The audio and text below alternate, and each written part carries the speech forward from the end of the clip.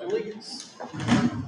I pledge allegiance to the flag of the United States of America and to the republic for which it stands, one nation, under God, indivisible, with liberty and justice for all.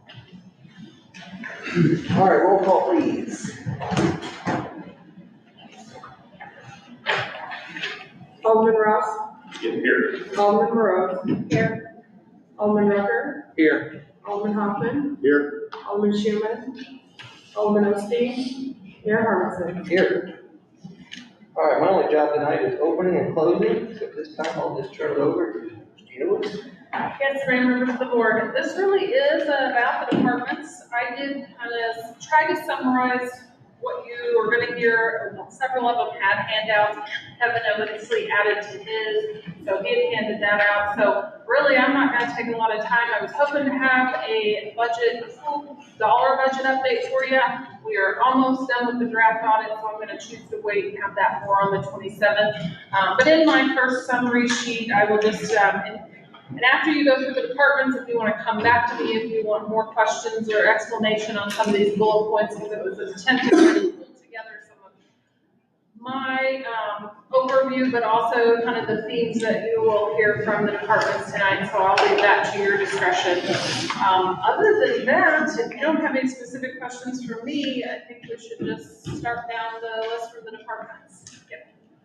Okay, for me, yeah. Yes, under your success and strengths, et cetera, under, you bring up the voter approval of marijuana tax. Are we going to be able to get any kind, and I don't need it tonight, but can we get some projections on revenue?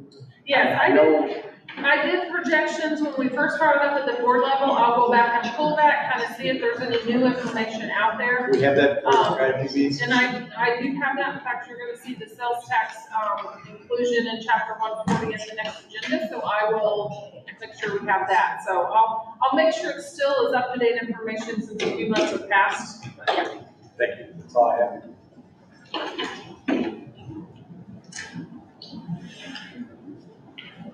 All right, well, if there's no questions, I'm gonna just let I kind of put it in order, no really too much specific order, but kind of grouping the departments together that correlate a little more closely, and Cole City Attorney is up next. I'll be short and sweet. I don't have a whole lot for the planning meeting. I haven't been here that long. Just real briefly, since I've started, obviously we've refined, I've updated some of the ways that we do contracting. And some of that's just differences between me and Ed, and the way he's very paper, very not. So I've streamlined some of our contracting, I've streamlined a lot of our prosecuting, created some new forms that make things move a lot smoother and hopefully more consistently. And really, as far as right now, ticket volume is way up, thanks Chief. And with prosecuting, we're going to have a docket of about 90 on Thursday. I think my first docket when I started was about 40. So it is just that time of year. And I'm starting to get a few more people who walk in and just demand a trial. And I like trial. So that's really all I have.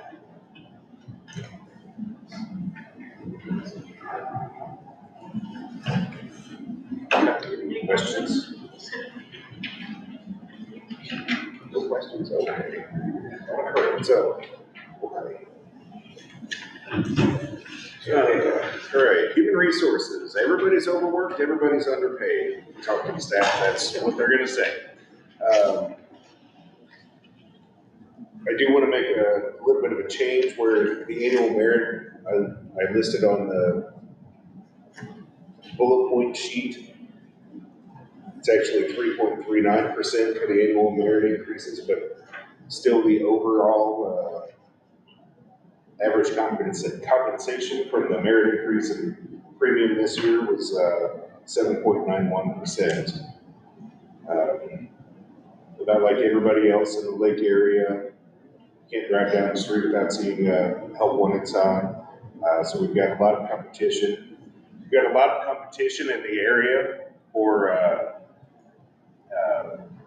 various jobs. I mean, skilled labor, unskilled labor, and so we're having problems filling roles. We have updated pay for some of the harder to fill roles in an attempt to bring more applicants on board.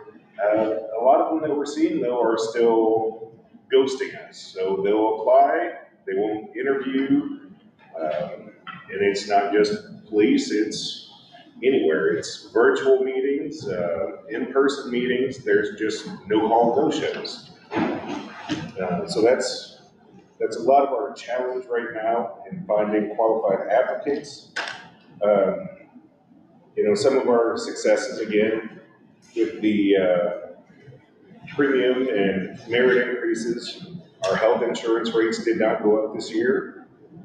We don't expect it to change much in the near future. I think they're projecting about 2% next year, so it's still under nationwide average. And then looking forward is basically a lot of cleanup and trying to simplify processes, procedures, get to the performance evaluation system, get that cleaned up. As far as risk management, so far year to date, we've had 1 injury compared to 3 the first half of last year. We've had 8 property and liability claims this year. A couple of those are holdovers from 2022 that were filed this year. Our workers' compensation experienced mod factor, which is how they calculate our premium. We're at 0.77, which is decent. We're up a little bit from last year, but we're still down overall from the past 5 years. Some of the successes that we've had, majority of our staff is CPR trained. They're also, thanks to Eric and the guys at the park, we are Stop the Bleed. We've had a few Stop the Bleed training. And so anytime there's a critical incident where a loss of blood could be factored, whether it's gunshots or anything like that, our staff should be able to respond. Moving forward, I'd like to utilize the programs from our risk pool NPR as far as safety training and some of their recommendations for safety committees and any other programs that are applicable to the city. Aside from that, do you have any questions? Yes, sir.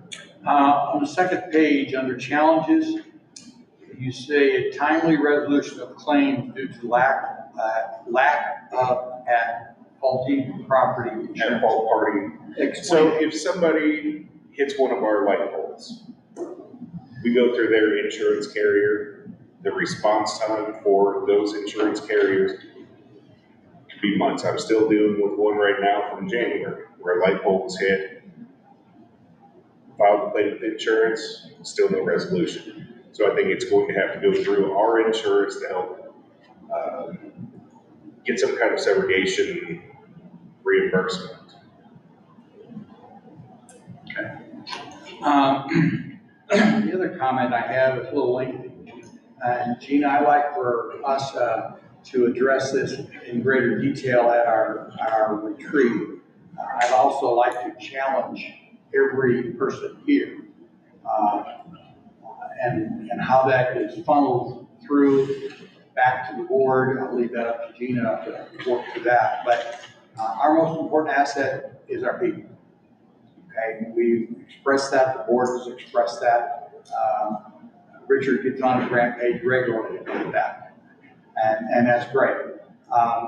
And I think that I don't think I know. I know the fact that the working force is different today than what it was, especially when I was younger. It is what it is. I don't like it, but it is what it is. And I've had opportunity to visit with a number of different people, just casual conversation in my travels over the last year. You'd be surprised what you can learn at a campfire and in all places. And I think we have to learn to deal with the new working people.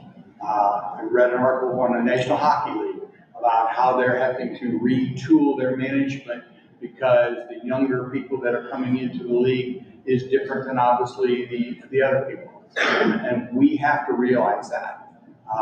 And we've been trying to, but we're not doing as good a job as we need to. Some of that is retraining you folks so that you learn to manage people different than the way you were managed. There's courses out there. There's ways to get that done. It's hard to teach an old dog new trick. I'm glad I'm not into that career in that area anymore, and I don't have to deal with it because this old dog won't change his ways too easy. But we need to think outside the box. We need to think outside the box in more than just our management portion of what you guys need to be trained and how to rethink your way. We need to train our people coming under you that are going to be management. We need to think outside the box of, just throw another example out to you. I was visiting with a gentleman, an eye doctor, who is an eye doctor. They've lost their optometrist. Is lawyers. You know what the Navy did? Come back and rejoin after you've been in with your optometrist degree, and we'll take, for every year you work, we'll give you 2 in retirement. It's 20 years worth of retirement. Now, that's thinking outside the box. You know, so there's a lot of things we can do. I've got some other ideas more than just that of what we can do. We need to rethink some of the hours on some of these 911 people with that situation where we're having such a challenge there. Do we need to look at consolidating some of these departments within our own or with other cities? Do we need to be looking at overstaffing? Once we get to a point, do we need to start overstaffing to accommodate because we're always having people leave, specifically in the public works area? You know, we always say, oh, well, we just got this many. Well, if we ever get to that point, do we need to go ahead and go overstaff? Do we need to look at how we recruit? You know, I don't know if you've seen the article about Lake Ozark Fire District, what they're doing now with the Johnson County Ambulance District up around the Kansas City area. They're partnering with them to create a paramedic training class. So obviously, you know, they're getting those people when they come out of that, going to be hopefully coming to them. So that's just some of the things. And there's my list of what I have brainstormed. And my little brain isn't near as good as yours guys. So I challenge you to help us. We all need to work with this. We need to do this. We need to be, I'm sick and tired of us being understaffed. And I want to do something. I know we've been trying. That's not saying what we did didn't help, but we still need to do more. And I know the economy, the society and all that out there, but so what? That doesn't mean we can't be different. So I'll get off my soapbox there, but we need some help. So I'd like to see us get into some further discussion on that, please. Not here, but if you guys can funnel your stuff, and Gina, I'll let you handle how you want that done. But Mike, I appreciate your report. Very good. Thank you. You're welcome. Mr. Adams, I have a question. Do we, at city events, do we have a tent out there at every event saying, come work for the incredible city of Osage Beach, here's our jobs, here's how we do things? You know, you get an event like the food truck event, that's a captured audience of thousands of people. And I think this comes down to branding. If we have this nice, beautiful tent, we've got a few of our people out there talking about, hey, come work for us rather than over here, and we're right in their face. I think we should be doing that in every event that is a city event. I don't know if we are doing that. We do it at Fall Fest. We do it at our Fall Fest, but that's not really event we do it at. So we can do it at the rest of it. And do we have like a really nice tent that we put out that Yeah, it's Mike Ray has when we go to job fairs and stuff, he's got all kinds of setup. and it's good, it's modern, it's fresh, right? Well, because that's what I'm saying. Like, if I'm out there and I'm looking for a job and I go to the It's city. not a cardboard spray paint. No, yeah.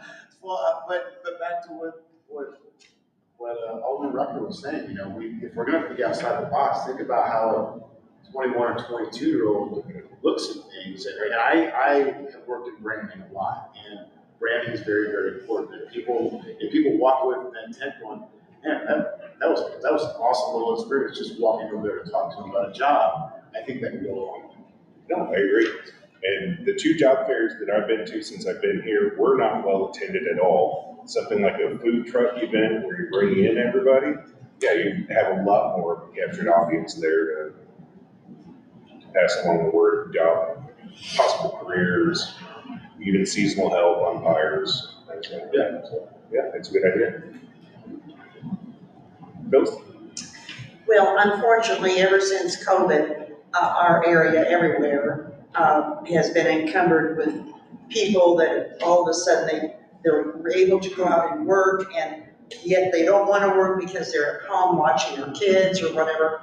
And now and then and continually, the wage has increased so much more out of perspective, but it's the way it is. I mean, young people are getting $14, $15 an hour when I would strive, if I'd been their age, to be able to earn that. But the point being, we understand that, and we also offer benefits, which a lot of places don't. So that is a big plus. Depending on their age, if that's important to them or not, you know. But I think we've struggled along with everybody is the fact that we've raised our employees' rates and thinking, you know, we're trying to keep our employees where it should be. But at the same token, we're looking at these people coming in, I think, well, I'm gonna work for the city. Who knows what they're gonna pay? You know, it goes up and down, and it's a shame we have to deal with that. I agree. I'm gonna say one comment on that. I'm sorry, Richard, but I agree with everything you said, thinking outside the box, handing out job applications at all those events. As you look at budgeting though, we need to keep in mind, just like the burger places that get $15 an hour, the price of the burgers go up.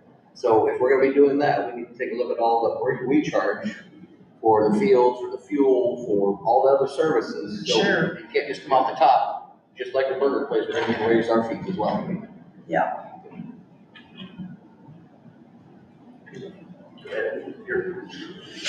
I'm gonna sit back. Whatever it's done. So, three things. One, trying to look at some of the numbers. Terminations process for 7 full-time. One was a retirement, one was involuntary. Yes. So 5 people were voluntary. Would that be a fair statement? Is that, other than the part-time folks? No, I believe it's. Yeah, so 5 at the time of ready, yes. Were we able to execute extra interviews with those folks? Some of them yes, some of them no. We've got 2 that did, 3 that haven't, that did not want to. Okay. That's even scary in itself. Yes. But, so the only reason I asked, without getting into specifics, if there's any trends that we see that we need to, there are recognize those and try to learn from.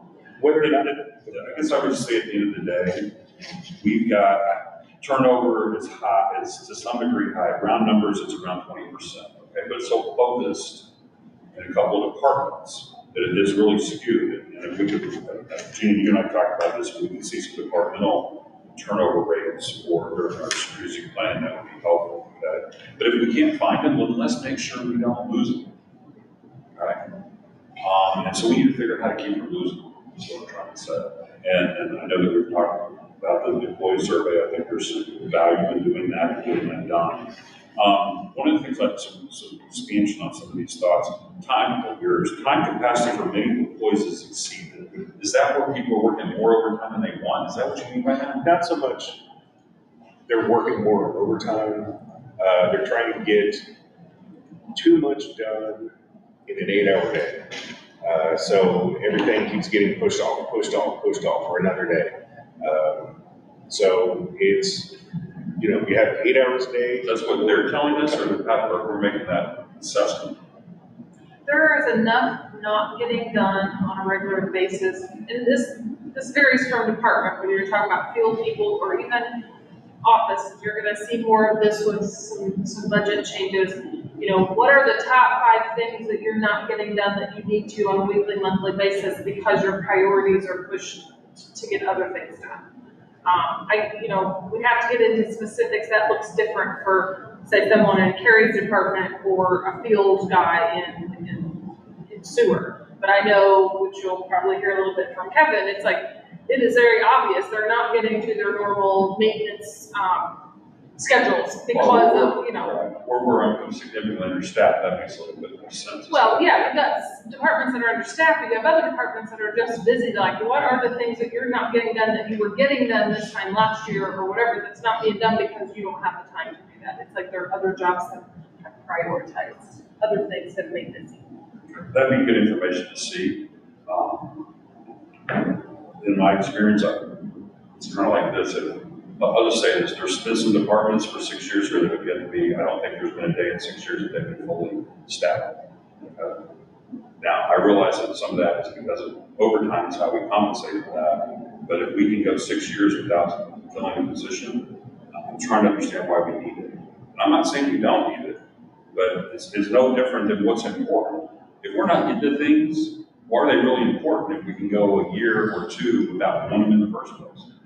Sewer maintenance, don't get me wrong, let's get that. And there's certain, so, I was down, our company downsized down every year they would cut. Okay, that's just, it was a fact I saw for the last 10 years. And we learned over time, we were doing a lot of stuff really didn't make a bit of difference to contribute in the grand scheme of things. So, don't forget to think of it that way too. I didn't understand what you meant by uniformity of administrative difficulties with employee recognition program. What does that mean? So with those, they implemented the employee appreciation program. Everything's been left pretty vague, and so it's a day off with pay. Well, a day off with pay for a law enforcement officer versus someone in ambulance versus administrative staff could have different values assigned to it, where it should just be something along the lines of straight 8 hours of time off, or some wording of it allows for gift cards instead of getting time off with pay. So it's just, having some of our employees have been maxed out with their comp time, personal time, vacation time, where giving them that day off is not really feasible. It's something that we have to hold on to until they use their time, and then we can re-add their service award to their bank. It's just not, it's not worded very well, and it has been a nightmare to try to administer and throw into payroll. And also participation. And participation. So it's an administratively challenge for yourself, I think is what I think I'm hearing, or to be consistent, is that? Yes. Okay. And so I don't know if it's wrong. And it's on my list to do. It is, I have it down. It's just a matter of, again, finding the time to do it. Okay. So under identify, or looking forward, identify career paths and progressive objectives for promotions. Who's on point for that? I would say department managers when we get to that stage. This is going into having the clear expectations. If you're hired in as a public works technician 1, what is that clear definition to make you a step 2? What is the definition to make you step 3? What is the definition to make you the foreman after that? And just a progressive chain, making sure that you have the right training, that you have the knowledge. It's been difficult to try to have these guys in the field and have them talking over each other because I'm a 3, but I don't know what the problem is here. I'm not going to take advice from a 1, and having the ups and downs and the arguments there. There's always some of that at frontline levels and lower levels. There will be. I'll just say what it meant to me was is that we need to identify what we need to start looking at an organization from a succession planning standpoint. Okay. Kerry's been here a long time, I hope he hits the lottery, gets to retire tomorrow, where would we be? Okay, right, Gene, same way, Gene, okay? And do we have people behind those loads? And Kerry, absolutely, sorry. And I hope y'all stay as long as you want, stay, we prefer you to stay, don't take this one away, okay?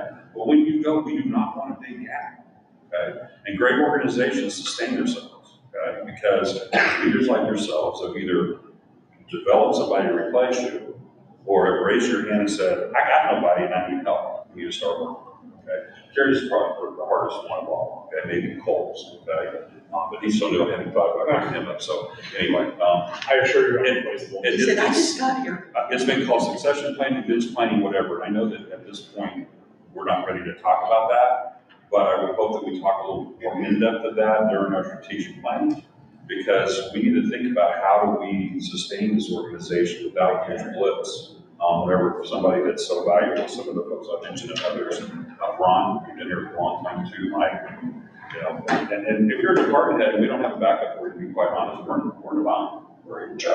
Your role in my mind, I'm just one of 6, should be to develop your replacement so that your legacy is that thing that hit this click when I left. Okay? And I hope y'all look at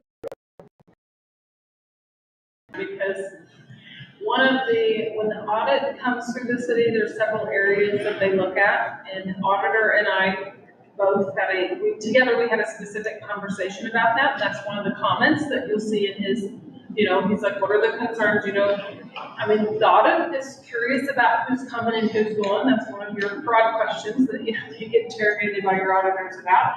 And we had a frank conversation about that. He said, small cities deal with this. You don't have 2s and 3s behind you. There's only one city administrator, there's only one city attorney, there's only one of this and one of this and one of this. And how do you, that's a struggle with all sizes until you're large enough to have. And I said, well, it's kind of a 4-prong approach. I said, first and foremost, we've been very strategic about technology and software access and those things. We've been burned a little bit. Somebody all of a sudden is just not here no more. So you always have duplicates for there. My software accesses may be duplicated by the city treasurer. Our officers work so close and overlapped and collaborated together. Yes, I may not know exactly, I know Carrie's job enough and my job supports her enough that, should there be a break in status, but at the same time, she knows her department employees enough to, okay, this is your career path. What training can I get you to get to that level, whether or not that level gets there? I know Todd Police Department is probably the most organized in this because you have your natural corporals, sergeants, lieutenants, and they are naturally training through their whole career, whether they're going to be a lieutenant here or a lieutenant, 10 states away. They're very specific about that. I will say, yes, to make a mirror image of me, or a mirror image of city attorney, or a mirror image of city clerk, unless you're going to hire a second city clerk, but knowing what departments work collaborative together and sharing that knowledge and cross-training against your department, that's how we got through some of the transition with the change of city attorney. That's how we got through the tradition, the transition between HR. Yeah, I couldn't have mirrored Cindy's job because, one, I don't have enough time, and yeah, there was still a transition from somebody new come on, but payroll got done in the day-to-day because of Carrie's department overlap with HR. So yes, we have to be cognizant of, as employees are interested in that, whether they're in Carrie's office or somebody in the building department's office, if you're interested in how do we help you learn other parts of the city because there may be openings. And also when you're hiring, hire over, we can find people to hire, don't only hire for the position that you're good at, but what other potentials you may have, because we have people that move around departments all the time. So yes, we probably don't have this formal plan that's a book that's, spiral bound, but we've organically done things, and I believe what we have done, even though I know we can do more, is what saved us when our 20-plus-year-old HR, 20-plus-year-old employee, after 20-something years old, left. It's like, yeah, a lot of history went away, but because of other things, the sky didn't fall. Like, yes, it was a transition, it was hard. I've been through 3 city clerks now. And had gaps in between them. And because of that overlap and different departments stepping in and knowing anything about it now. And, now I'm not picking on Cole, but with Ed, it's like enough of our departments knew what needed to be done and how to find resources in that transition. I'm not saying that's an answer, but I don't want you to think nothing's, that's how we've functioned. I can remember the park manager. I've been through lots of gaps with department heads. And some of it's smoother than others, but. Well, I applaud you guys as a team that we kept the doors open. Okay? For lack of a better term, I got paid, there was no nature, and so forth. And thank you for doing so, of course. I think that there's ways to identify where we are, and take for lack of a better term, a health check of where we are from a legacy standpoint, and understand where our opportunities are. If any department manager here honestly can't say that I have somebody that I'm either working with or have set up and they're ready to go to replace me, then you got work to do. In my mind, if you want to create a great organization that's self-sustaining, and it's just a mindset. It's not that anybody's failing. Don't take that the wrong way. But great teams, one way or another, are self-sustaining, and they do that by making sure that there's always somebody coming that can take those positions fairly easily. It's not a perfect science, and there are situations. Carrie is one, and Cole is close to retirement, so you do. Carrie, let's just say he's ready to retire in 3 or 4 or 5 years. There might have to be a situation as a board strategically where we look at consistency minor for a couple of years so we get somebody ready.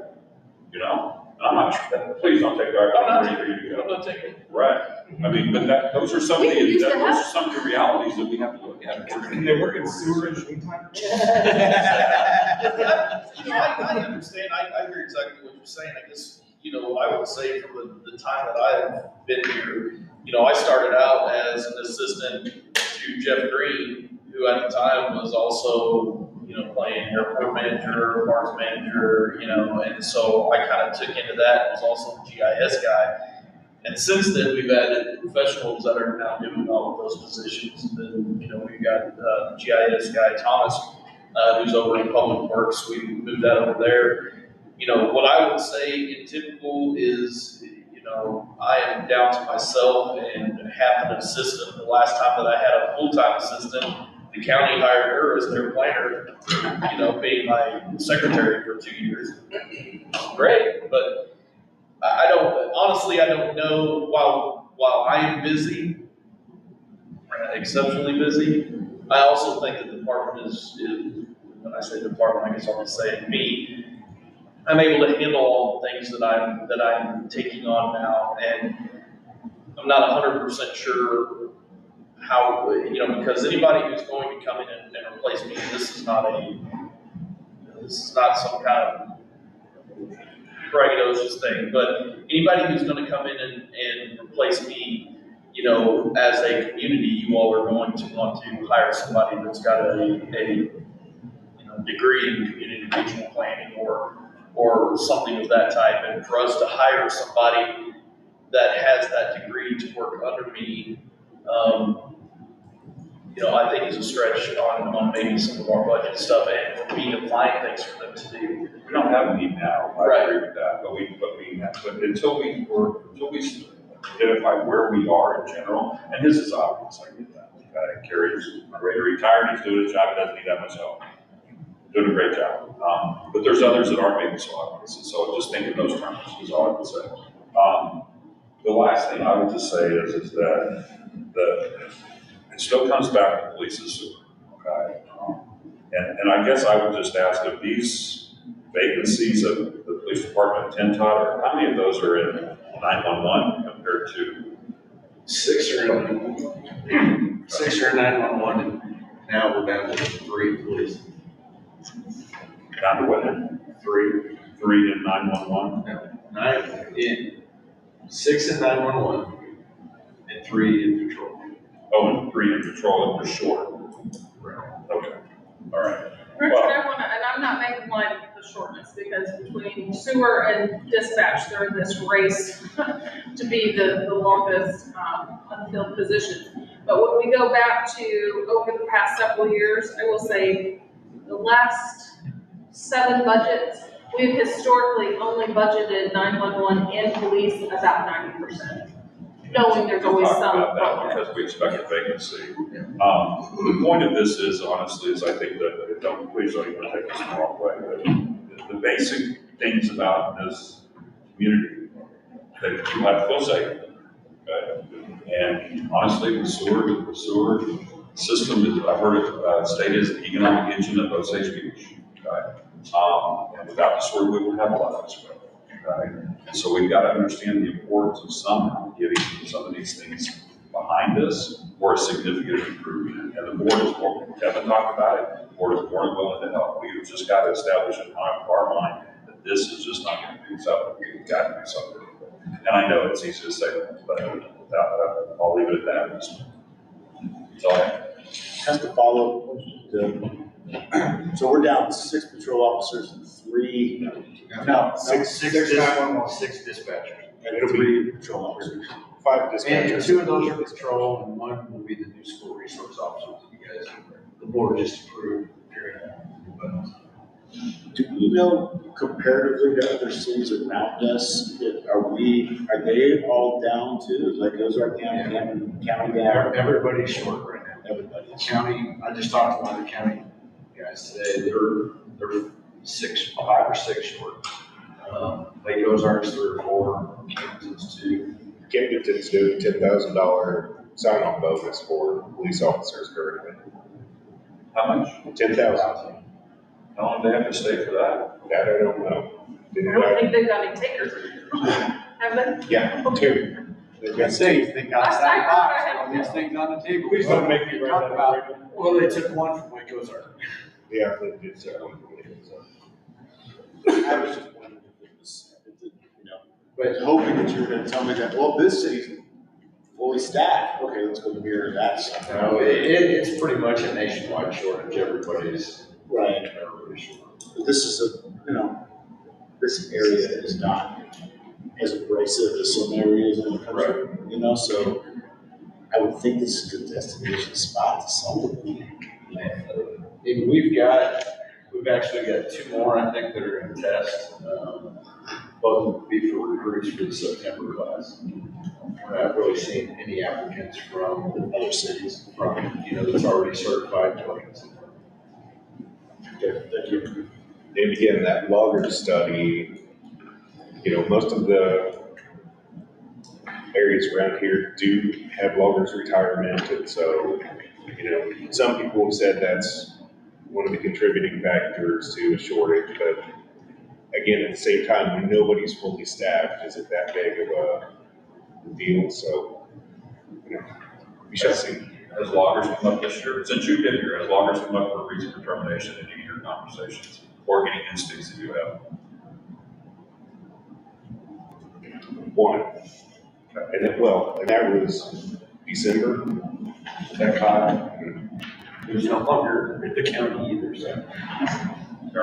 I would say, just to throw a little bit from my perspective into it, is I would not underestimate the lack of housing availability. Not just in Osage Beach, because housing in Osage Beach is extremely difficult. And if we, outside of elected officials, if we had everybody here who lives in Osage Beach raise their hand, there might not be too many more than me. And what I will say is that even 40 minutes out from the city of Osage Beach, there is a lack of housing inventory, especially for the jobs that we talk about, needing so Our badly. 3-county region is under 5,000 units needed. Which- 3-county region. Which is why everything that we can do is positive, and also, when we have contact with other communities, because, the communities that can really help the city of Osage Beach, especially coming into, the things that we see taking place and are going to build over the next few years, are communities like Aldermen that has, large areas of flat land that they can put new houses in a more affordable manner in, even for sales. Lori out past Camdenton, those type of things.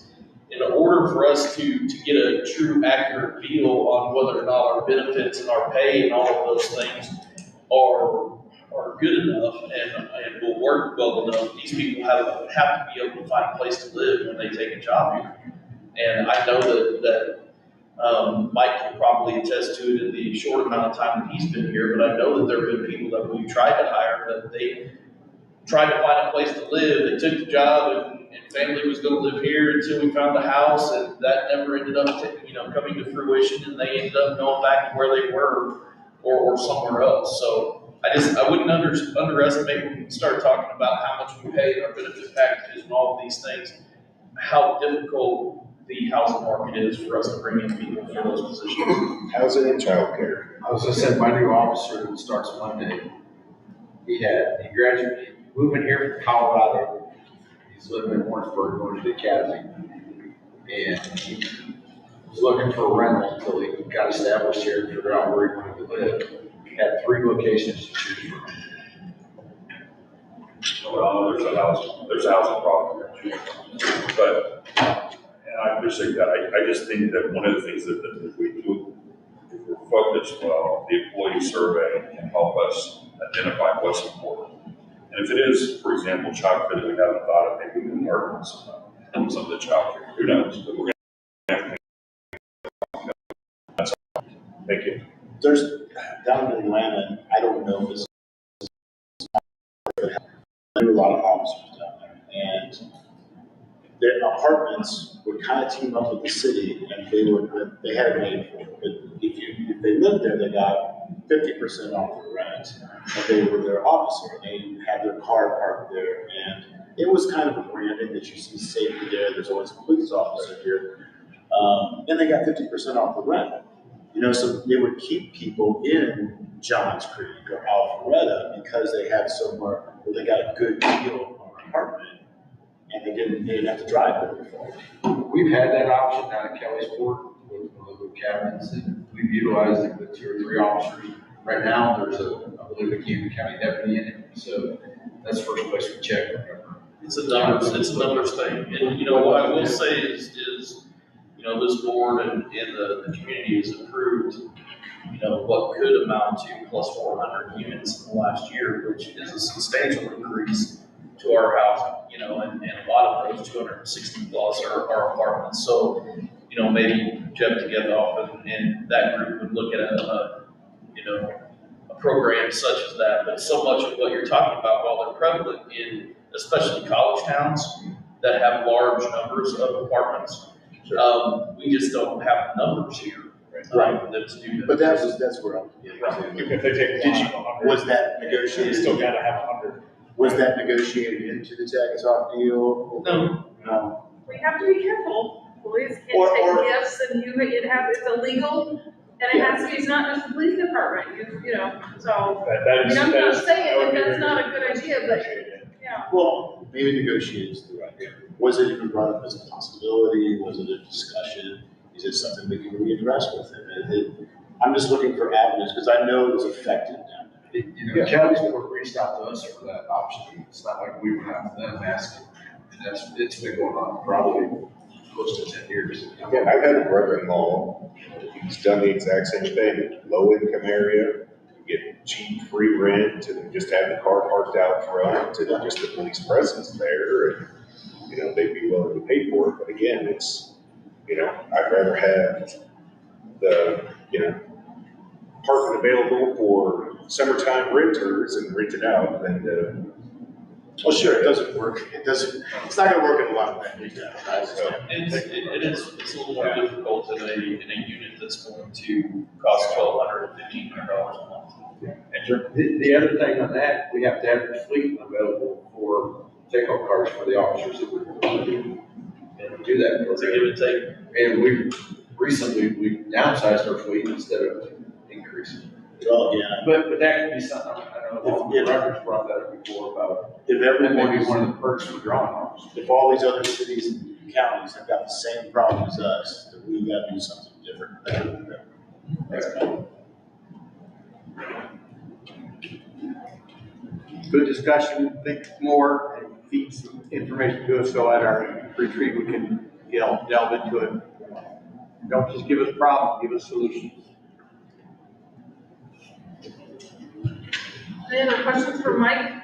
Not, we'll move to. Or no, all right. Oh, sorry, I skipped you. That's okay, I'm good. City clerk's office, we've been super busy. Our successes, we've really pushed, online renewals with, licenses, business and contractors. They've been paying online and we've streamlined the application process. That goes really well. I like the way that they just send it back to us and they pay, we send it out, all good to go there. That's been good. Challenge, like I said, like we're down one person up front.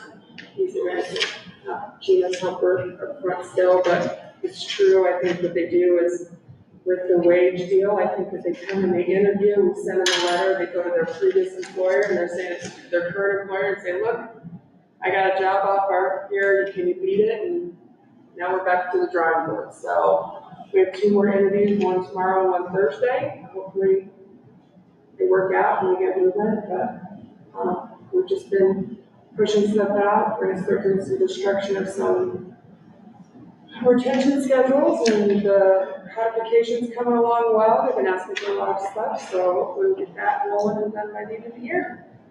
Do we have questions?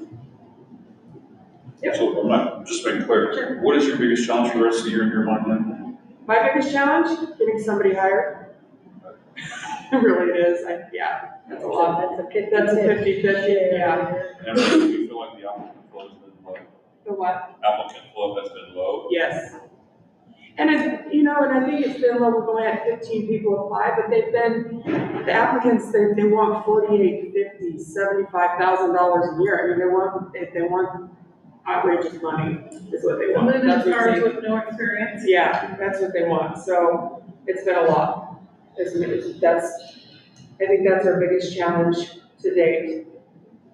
And the no-shows. And the no-shows, yeah, we've had set interviews and nobody shows up. Those are our biggest challenges right now. 2 things. One, Sure. Everybody needs to look at what human resource put in as success.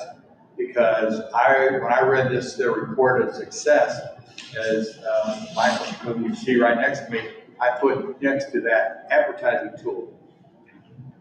All the stuff about increased entry-level pay and about all that stuff, that's advertising tools. And when you're doing interviews, it's time for you to sell. You gotta sell the city. And there's just some tools to help sell the city. So I just want to bring that. The other thing is how are we doing with our, and what's the progress on our ordinance codification? We're working on it. General code is in the process of putting all that stuff together. Is that It's completion this year? Yeah, it'll be done this year. It's a long process. They're going through each one. I haven't got any revisions, nothing yet. We got our first bill, and then, so they're just still trying to put all the stuff together and get back to me. We'll have it done by the end of the year, though. Yep.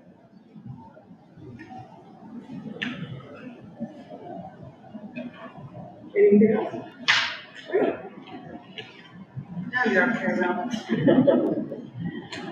Okay.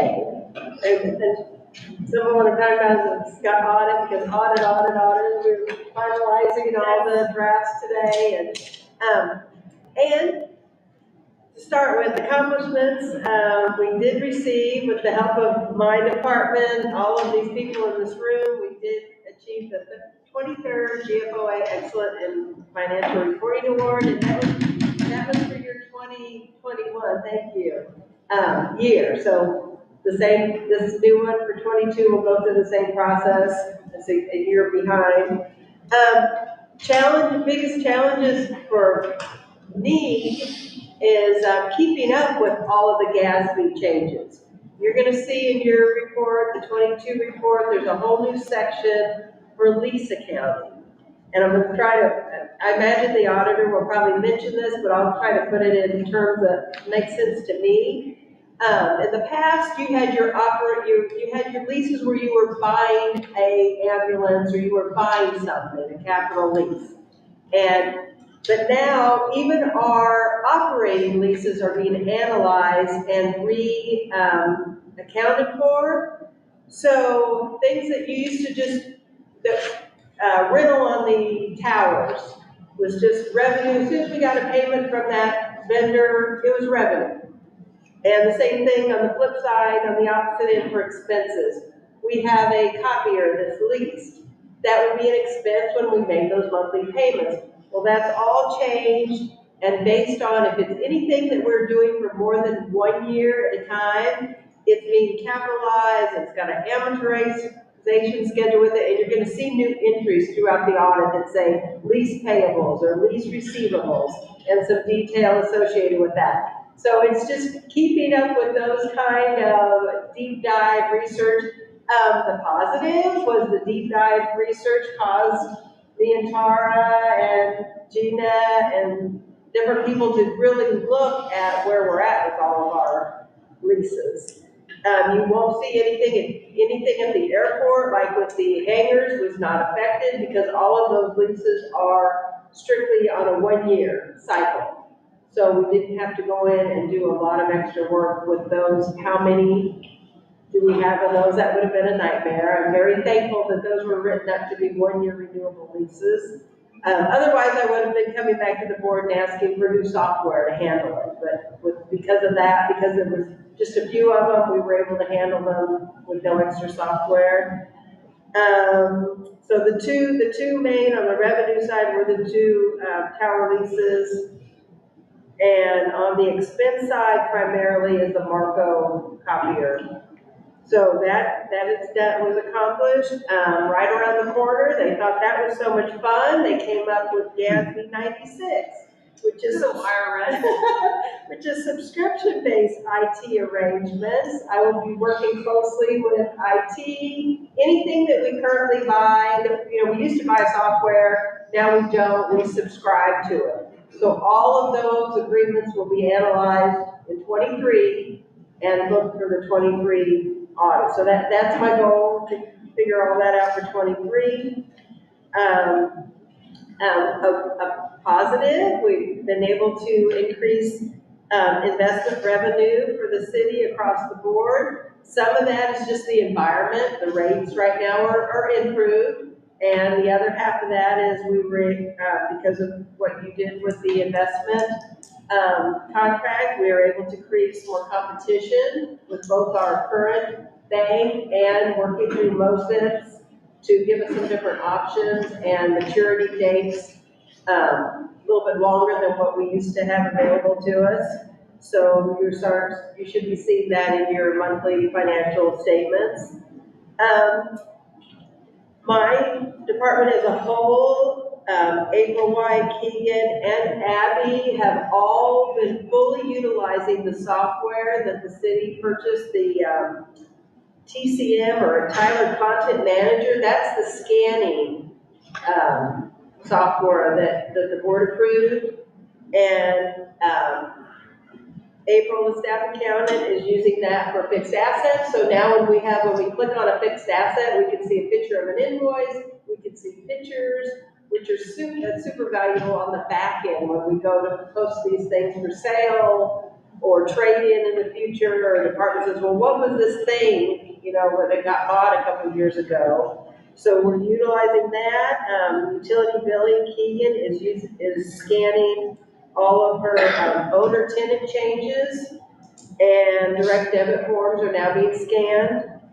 Abby, one of the biggest piece on that is scanning invoices. I think, just trying to keep up, trying to maintain the current quality of your monthly and annual financial statements and keeping that as timely as we can. Have any questions for me? Sure. One, I'm sorry to show up today. I think I was supposed to meet you earlier today. I'm here. I was nowhere close to getting ready. Is this scanning? Are we just trying to get good record digitally, or are we trying to go forward and move to not having this? Just curious. We're reducing paper. Is our long-term goal to move away from paper? I would say, Absolutely, it you is. see the bigger picture, Mike.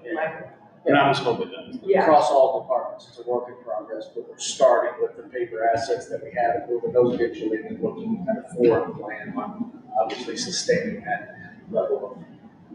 And even one of the benefits besides not having paper is just availability. Instead of going back and looking for something or it's just so much, it's gonna be so much better organized and accessible to even multiple departments. Searchable, yes, thank you. Thank you. We had another conversation. Yeah. So that's all I have.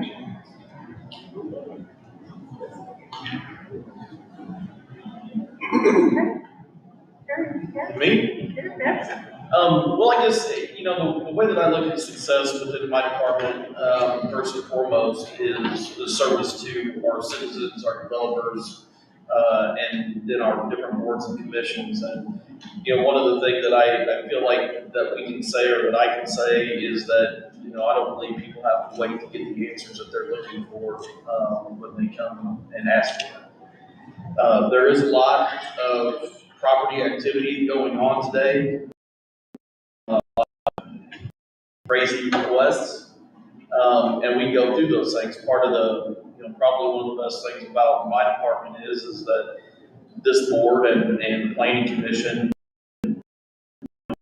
everything they're doing, whether it's rezonings, developments, new ordinances, ordinance amendments, they all have to go through the planning commission and the board of Aldermen for any of that to take place.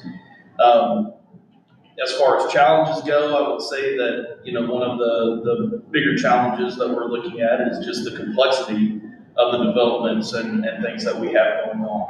And you have to stay on top of those things, and line by line those things, to make sure that everything's done appropriately. I will say that the addition of Cole, has been great for me because I'm not afraid to go in and ask him questions, and he's certainly not afraid to tell me the answers. He's also. And you didn't have that before. Hey, well, surprisingly. Perhaps not as much, but, and then, the other thing that I would say that I find to be a challenge is, social media and misinformation. I spend a lot of my time, on the phone with people who are confused about something that they read somewhere or heard something somewhere that came from someone that had no clue of what is really going on with the community and don't necessarily care to know, but they're out there talking. And, I doubt that it's just me who has to deal with those things, but I know that there's multiple calls, Harry, I probably want each to day. add something to that about social media, and this kind of ties into one of the board's goals.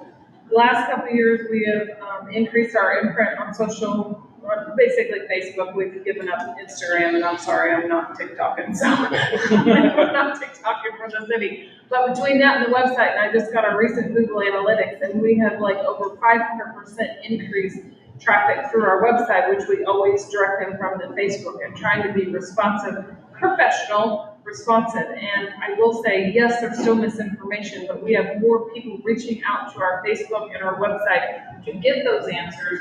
And I think that is a direct contribution to the fact that we're on there, our meetings are live, we put our documents out, they have a source.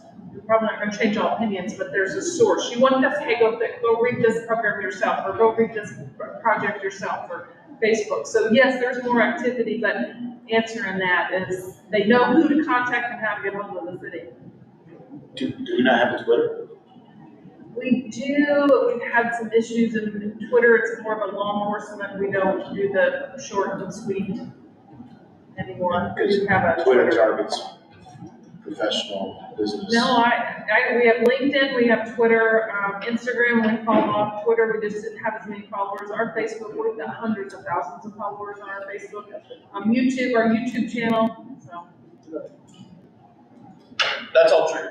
You know, all of our meetings are online and that has worked great for a lot of things, but, you know, I don't know that the city can go out and force people to tell the truth and, you know, make people listen and read the appropriate things. We've got, all of our information is out there like crazy, everything that goes through the planning department.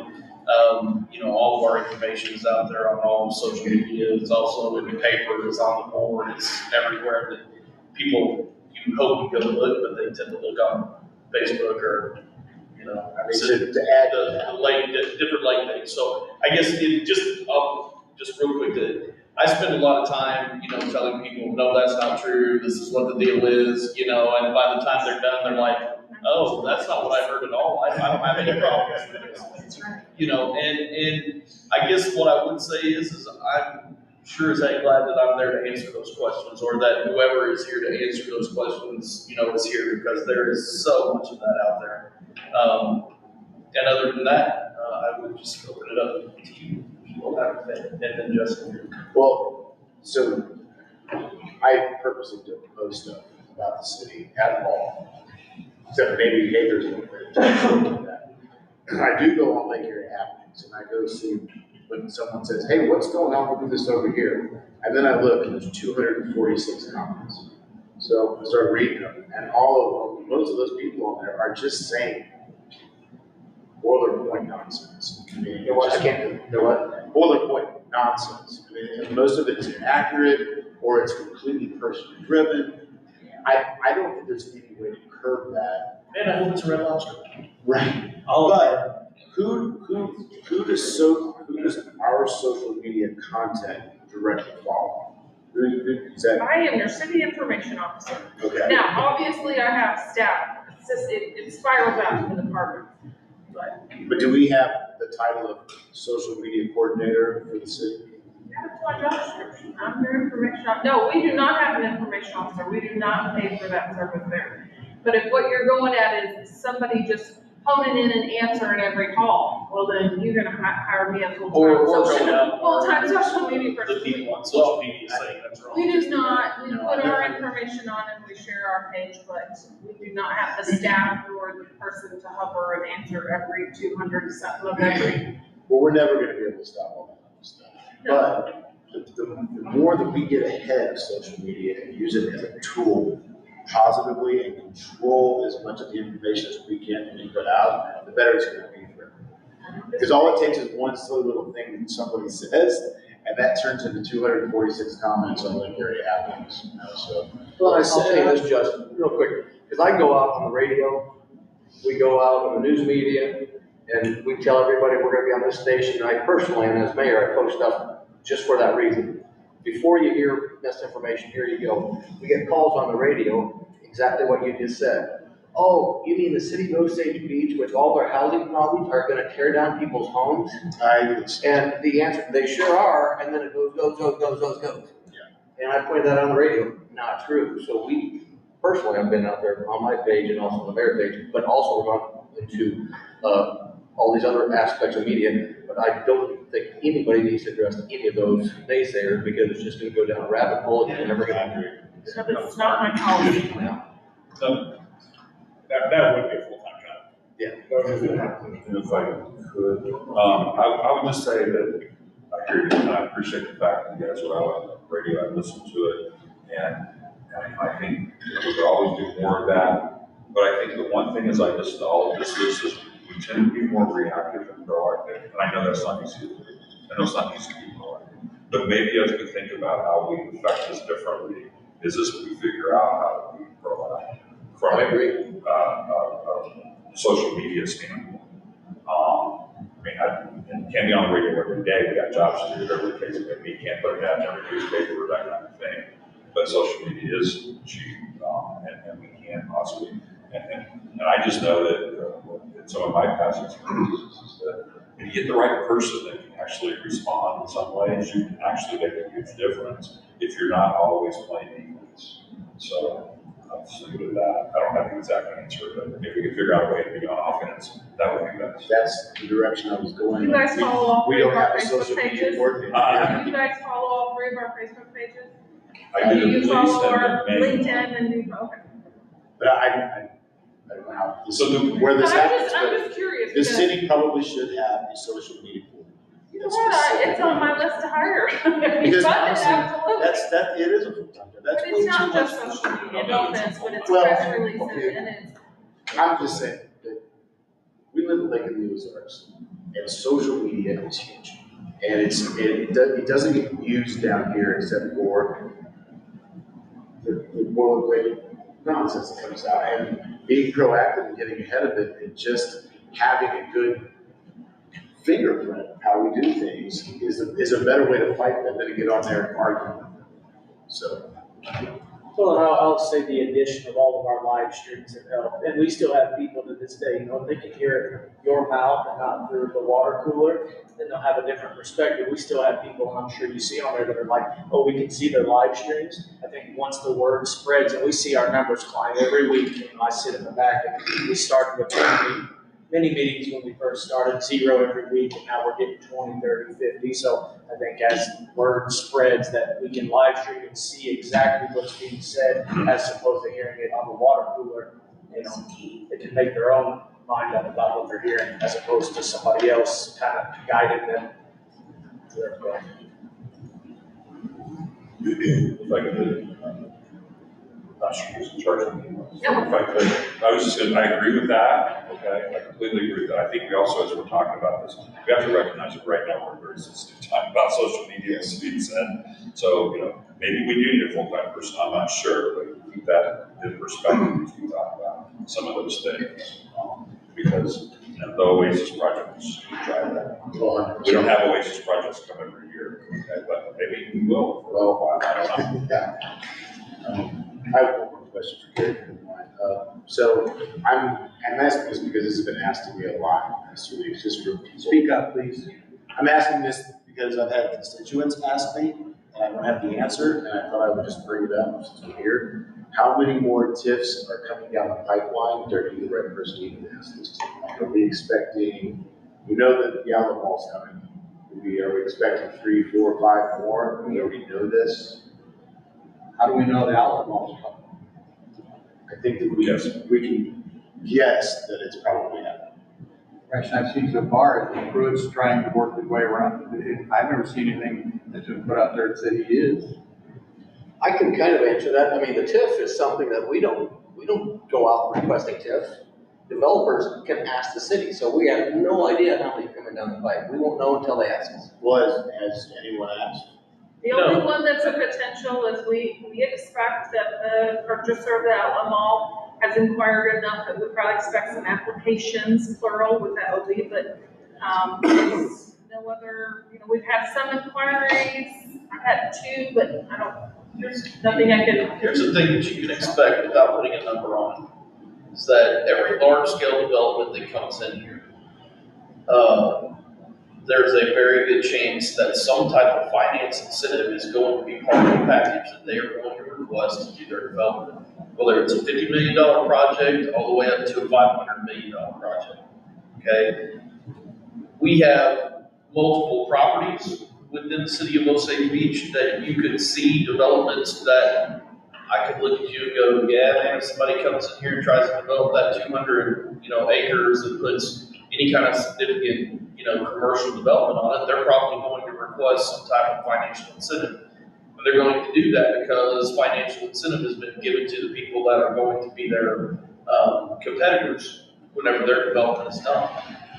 It's kind of one of those things where I remember one of the very first TIF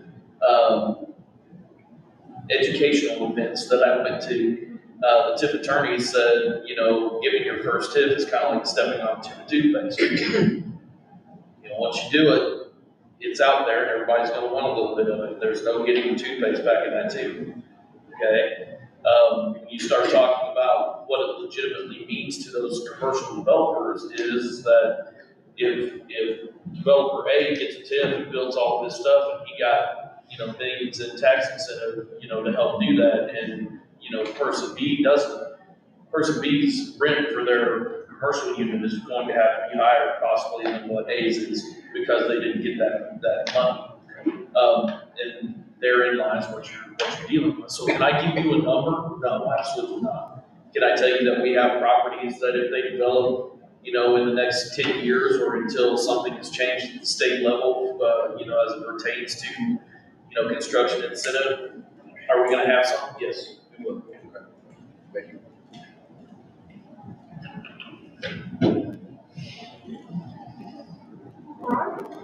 I do want to touch just a second on the challenges, like what Carrie said, in the social media, get some of the, what do you say, backlash from that.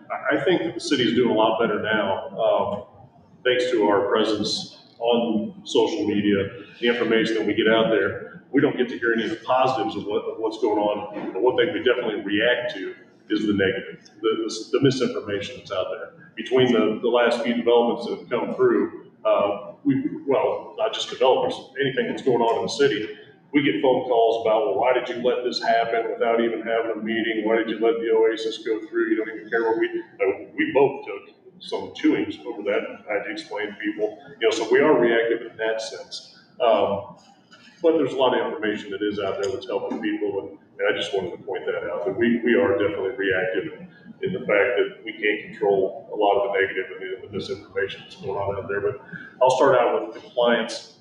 The successes that we have in compliance, and I'm not saying that one way is better than the other, but I know that since Cole has been here, we have resolved more compliance issues, and we don't push stuff down the road.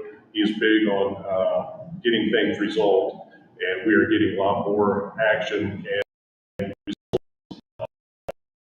I want to, you know, give kudos to my staff, primarily to Josh. He's the one that is the lead on compliance. He is assisted, obviously, with Lloyd, because Lloyd has the same type of job description, but Josh is definitely our front man on that. I don't get into it a whole lot because it's all handled between Josh, our court clerk, and with Cole. But that's a big success now, is that we are getting cases closed and we're getting people to move. One of the big challenges, though, is getting people to respond that we can't get a hold of. Case in point, we had a house that was a burnt house and it sat for a couple of years. Finally, somebody advised us, I won't say any names, to put a warrant. The guy's not responding, let's put a warrant out for him. Just so happened that he was arrested last week, and once he sat in county for a little bit, now we're starting to hear rumors that this house might be taken down as early as June. So we're in June. So that's a success and a challenge. You know, the challenges are we can only work as fast as people react. The success is we have leadership that acts pretty fast. So compliance, we are busy. Our big season is always at the beginning of the spring because people are coming down and they, you know, notice that their neighbor's house is dirty or the yard's bad or this or that. And that always seems to peak early spring, and now we're kind of slowing down a little bit. While you're on compliance, I just want to say that you guys they've educated me quite a bit on our processes, and I think between my office and you and the three of you, we've had a lot of success coming up with perhaps more creative solutions to get people's attention, incentivize them to get, because building isn't about convicting people of building ordinance violations, and it's $200 for the first offense. That alone isn't going to really move the needle for a lot of people, certainly not the $2 million burn down house. But finding other creative solutions to get people to actually move and not let something sit for 2 years. You know, I think the very first one, you know, I said, you know, we've been sitting for a couple of years, and I said, we're not going to be talking about this in 6 months. And I'm not, because we're just not going to sit here and keep talking about it for 6 months. We're going to get an answer. And I think, you know, with certificates of occupancy and some of the other administrative solutions that they have, they've been very willing and creative themselves on coming up with ways to encourage compliance. So that's Ron's part.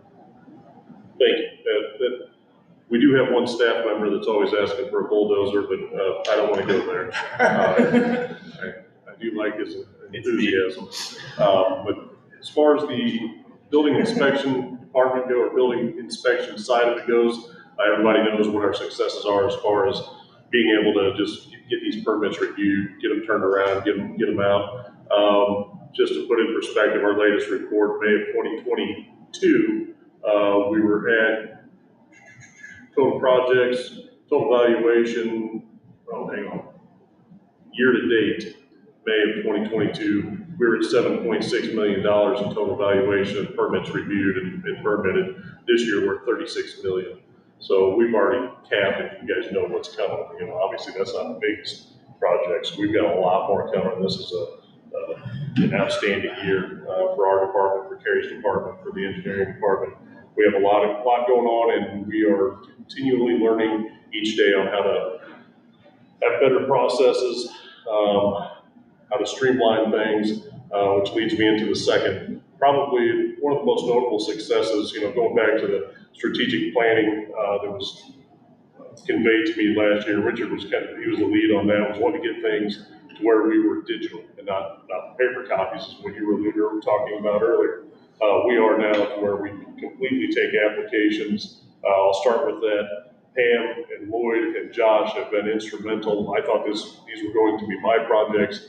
They took them on full steam. They took care of the implementation of having all the applications, their fillable forms, and stuff that people can do online. They can send those in to us now. You know, it used to be we'd email them to them, they'd print them off, they'd fill them out, they'd scan them in, they'd send them back, and that's just, you know, it's a whole lot of paper, it's a whole lot of wasted time on both ends. Same way with the plan reviews. We would receive large rolls of plans, we'd red line them, we'd have them come pick them up, you know, we'd write up the letter to go along with it. All of the plans, if they're not submitted to us digitally, if somebody has plans, and they just could if you came in with house plans, we go ahead and scan those in and still make a digital file. So we don't have any of those archived hard copies. Once we're done with the plan review, if they turned any in, we just ask them if they want back.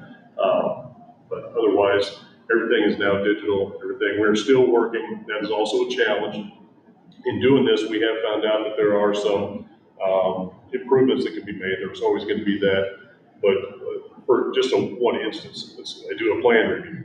Or Carrie does his zoning permit. Carrie signs off on a zoning permit, hands it to Pam. Pam then has to take it and scan it in, which is, you know, we do cross-training in our department too. Lloyd is now doing a lot of the scanning in documents where we didn't get electronic submittals. But so one of the things that's on my budget request for next year would be getting the Blue Beam program, which is what you all approved for us for last year for doing the plan reviews on the large screens, getting that for not just myself and Lloyd, but for engineering and for the new city engineer and for Carrie Patterson. Because in that program, you don't have to make a signature, and you electronically sign things. And then that can be sent back to Pam. There's no paper shuffling, scanning, throwing away. So we'll be able to go totally digital. And obviously, we have to give a shout out to Michael Beam. None of this would have been possible without him getting all that set up for us, which I'm an idiot when it comes to that stuff, but we had some good laughs. So that's probably our biggest and most notable success as far as inside of our department, how our department functions, is getting everything going there.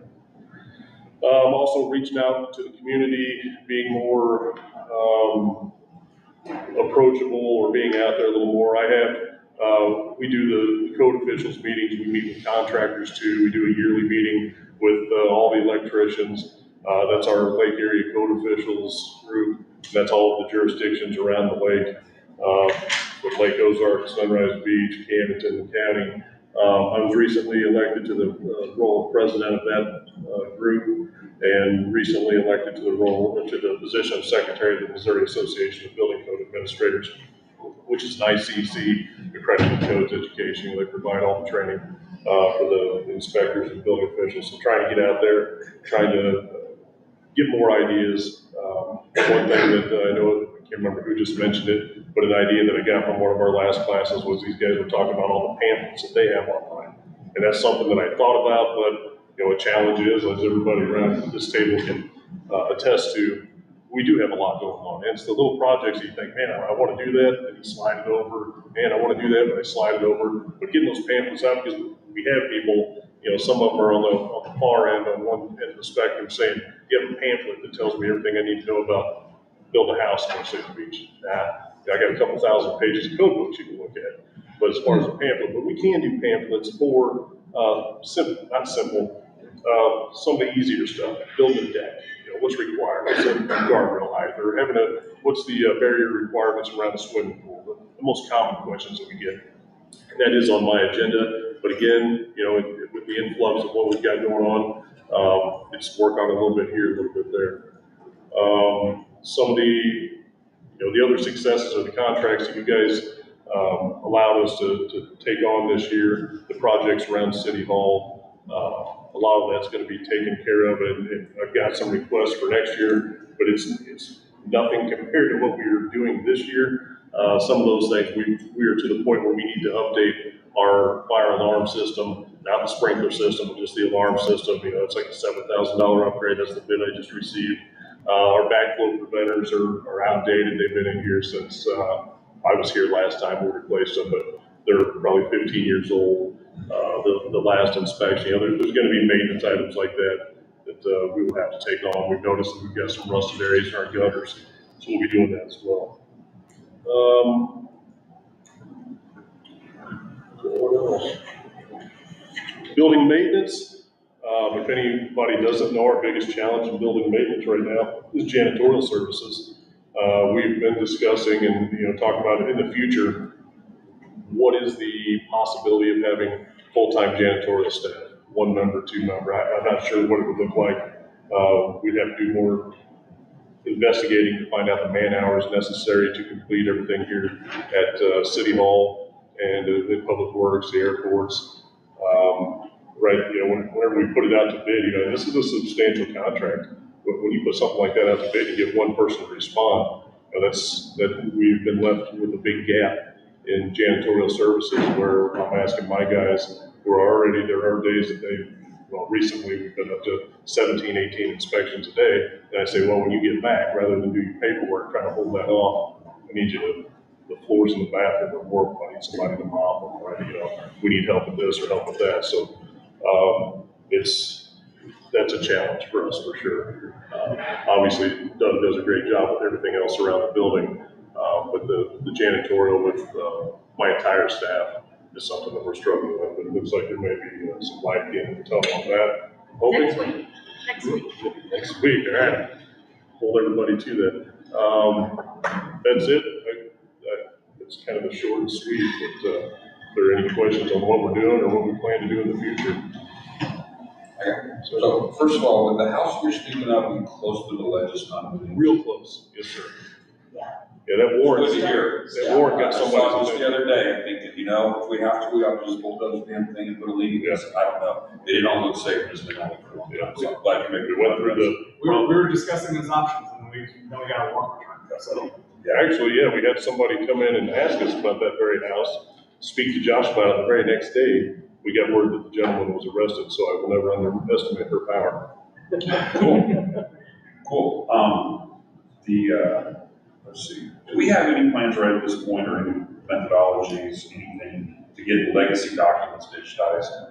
Meaning all the old plans, all the things that are in covered public works or area 51, I think you could call it. Yeah, as far as what's over Public Works building department wise, we have files over there that are old. Our archives downstairs, area 51, that's all engineering stuff. But I don't know what all's over there or what's going on with that, but our plans are downstairs in the kind of the outer elevator area. Yes, we would love to be able to take the time, and that's something, so a couple of projects that we've been working on that we worked on over the winter. When I say we, 9 times out of 10, it's my staff and I'm doing other things. But they have been working on closing out files and identifying what can be, going with the retention schedule with the state, what can we get rid of? A lot of the residential stuff after 7 years we get rid of. Obviously commercial, you gotta wait until I think it's 10 years after it's been demolished. So anyway, so we've got those out, we've worked on them, and again, it's one of those projects that we do a little bit, but then something else takes precedence over it. Just wonder what we were Whatever, yeah, so, and we have the scale, we have the ability to do it, and staff is definitely becoming quite proficient at doing that. So my hope is, I don't know how much reality there is to it, but we have more time in the winter, so we can't do that. And it's, we're definitely taking care of that from this point forward, but I know that Lloyd had went back starting in, I want to say it was 03 3, start from there, working his way up. So I think he got through a few years this winter. Okay, I would just apply the innovation of the team as far as some of the things that Lloyd and, I'm sorry, was it Josh took on. For those of you that have the privilege and sometimes challenge of having a larger team, you'd be surprised what some people step up with if they're interested in doing it. And so don't forget to ask, I guess, is what I'm trying to say. As many times, to your point, you thought it was going to be you that was going to have to do all this, and they stepped up as probably because they were something interested or they found value in it. Yeah, and it's all 3 of them. Pam, she comes up with stuff, she brings it to my office, and it's not something I thought, oh, I'm going to have Pam do this. She'll come to me and, hey, what do you think about this? Holy cow. So some of those challenges, I know that is not an easy answer, but this is leaders, like I say, I've been in the same position. Sometimes you have to just, don't forget to ask for help, whoever that may be. Okay, that's all I have. Thank you. Where are we at with our codes as far as what code year are we under right now? Right now, we're under the 2018 International Codes and the 2017 National Electrical Code. We've got some of the jurisdictions, I think a couple of them that may still be under the 2012. So they update the codes every 3 years. We've never went on a 3-year schedule. Very few jurisdictions do. So we're trying to do, or not trying, we have been since you were on board, every 6 years. So the next one's going to be 2024. But again, we don't want to adopt the code in 2024 when it first comes out because the first editions have so many changes. We find a lot of problems. Get rid of the first edition because they had so many errors, and then they send all these supplements. So we wait a couple of years after that. So probably 2026. I'm thinking we just talked about that at the last code officials meeting, but I think that's when everybody's planning on adopting the 2024. So you're going to start though probably 2024 at the end. Well, yeah, we start reviewing all the changes that have been adopted because they go through those code hearings, as you know. But if you've got a suggestion, for a code change, they go before all of the voting members of ICC and they plead their case. I think every house should be sprinkled, so they put it in. They decide, they take a vote, decide if that's going to be in the body of the code or as an addendum. So, that's our plan right now. When Kevin mentioned that we need to start planning, the way we do that, the way we've done it historically, is all of the jurisdictions kind of gather. And this is something that's more formal now, where we have the last Tuesday of every month, all the code officials get together. But when Kevin was the fire chief, we would meet with the jurisdictions just when everybody was available. We'd say, all right, let's do Monday, Wednesday of this week, let's do Thursday, Friday of next week, and we would sit down and go through the codes and say, here's a substantial change. What's everybody think about that? How's that affect the lake area? And then we would try to decide as a group how we're going to make that change. Is everybody adopting it? Are you going to keep that? Because our goal is to make sure, our goal is to have all of the jurisdictions as close to the same on the codes as we can be. And that just makes it a lot easier on the contractors, on the owners, so they don't go from one jurisdiction to another and say, oh, I thought I could do an 8-inch rise on the stairs, now I get to tear the staircase. It's so awesome. I was wondering, is Harper's Cove in compliance with everything? I've had multiple people on the other side of that code who have complained or brought it up to me or sent me an email. I know there's serious challenges with the grading of property, and you and I grew up here, we know that code doesn't drain, all that stuff just sits down there. I'm just wondering, have they done everything they can? Are they in compliance? Yes, they are in compliance. Our city engineers go out there, they do inspections periodically, but definitely do them after any rain event. So we get those inspection reports, they copy me, and I think they still copy Mike. And yes, I just got some yesterday, and I got one today, and no deficiencies found. So they are in compliance with their stormwater pollution, stormwater pollution prevention plan. There's still barriers, everything's up, and it's working, and everything's moving forward. They're putting in grinder stations, they're moving forward with their water and sewer installations. We get the reports on that as well, and we've actually just issued, they're not ready to build yet, but we've issued 2 residential permits for that area.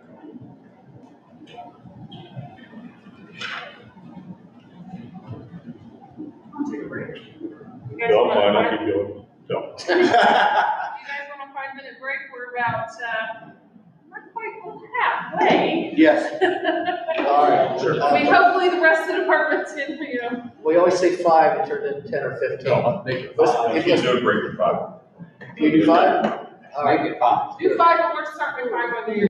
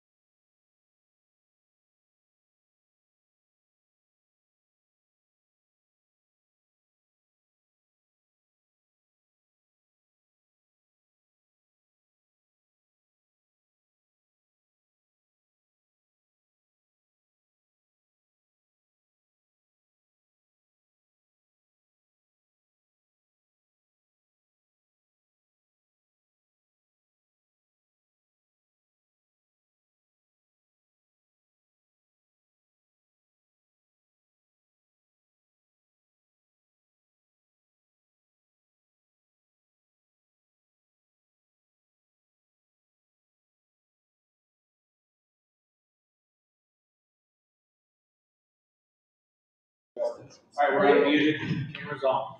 I'm clean, IT. Thank you, ma'am. All right, real fast.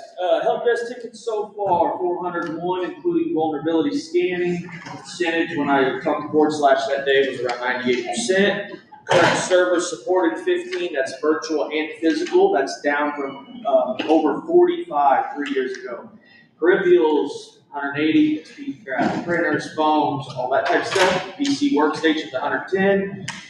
Email accounts, currently 127. Enterprise application is around 125. That's always changing. Storage utilization, that's been kind of a hot topic. Currently, we're sitting at 24 terabytes with the ability to expand. So as the soft copies come into play, that was a part of our new hypervisor, the positive that I'm going to hit on in the next category. That gives us the ability to, if I remember correctly, double up to 48 terabytes. Positive so far, again, the installation with Mac / we installed our 2 new hypervisors. We've revamped the security cameras here at City Hall and Public Works. We upgraded the server that runs our security system. Chief and I worked real hard to transition to our MDT built-in SIM, which gives them complete mobility from the patrol cars. Instead of writing down on a notepad, they can pull their MDT out, type up their notes, have connection anywhere they want. So again, that's really adding some flexibility.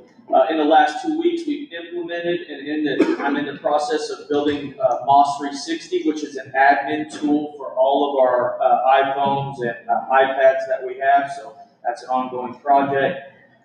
Positive, we also fixed a fiber break over at Public Works. That break was under the road between the main Public Works building and I don't know what their term is, but one of their side shops over there.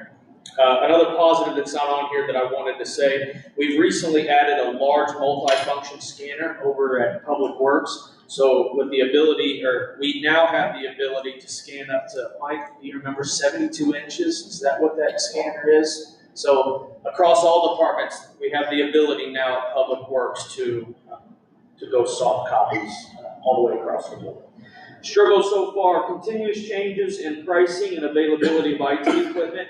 Nothing's really changed since COVID. It's obviously gotten better, but still kind of dealing with some of those issues. Continuously working to ensure we meet all of our insurance standards. Two-factor authentication is the last piece of this puzzle that Michael Ray, Mike Welty, and Gina and us, we're in the process of getting that taken care of. Another struggle is being a one-person shop. Again, / is a great tool for us, but there are times that I unfortunately have to be away from the office. And we have some situations, especially with the police, that / just can't have hands on. So when I'm out of the shop, sometimes it makes it difficult if there's issues that need to happen on site. And / obviously, if there's a connection issue, there's not much they can do. That's usually when things happen. That's right. The biggest struggle, I should have put this at the top, it's threats against the city, and that's obviously email phishing attacks. We tend to still have issues where we click on emails that maybe we shouldn't, but we do our very best. We have a phishing program that we send out quarterly to try to not scare people, just always have everybody thinking, because all the security that we put in, one click of an email, it just bypasses everything that we do. But the city's done great things. We have a disaster recovery program set, or a disaster recovery server. So if the situation arises, we are secure from that standpoint. Upcoming projects, core switch upgrade. That was actually installed Thursday, so that one's checked off. Again, the two-factor authentication that I spoke of, we're in the process of upgrading the city internet speeds and bandwidth. Phone system upgrade is on the horizon. Those kind of work hand in hand, and we're continuously working that. You guys just recently approved the expansion of security cameras out at Parks, Grand Glaze, and Lee C. Fine, so that's exciting, working with Fleischer to get that ball rolling. The next thing, upcoming project that I wanted to hit on is we're in the process of website design. Gina, myself, and a few others, Tara, we talk about social media and being forward-facing, public-facing. I think that'll be a huge plus and more inviting to our citizens to come to our web page and be able to navigate freely.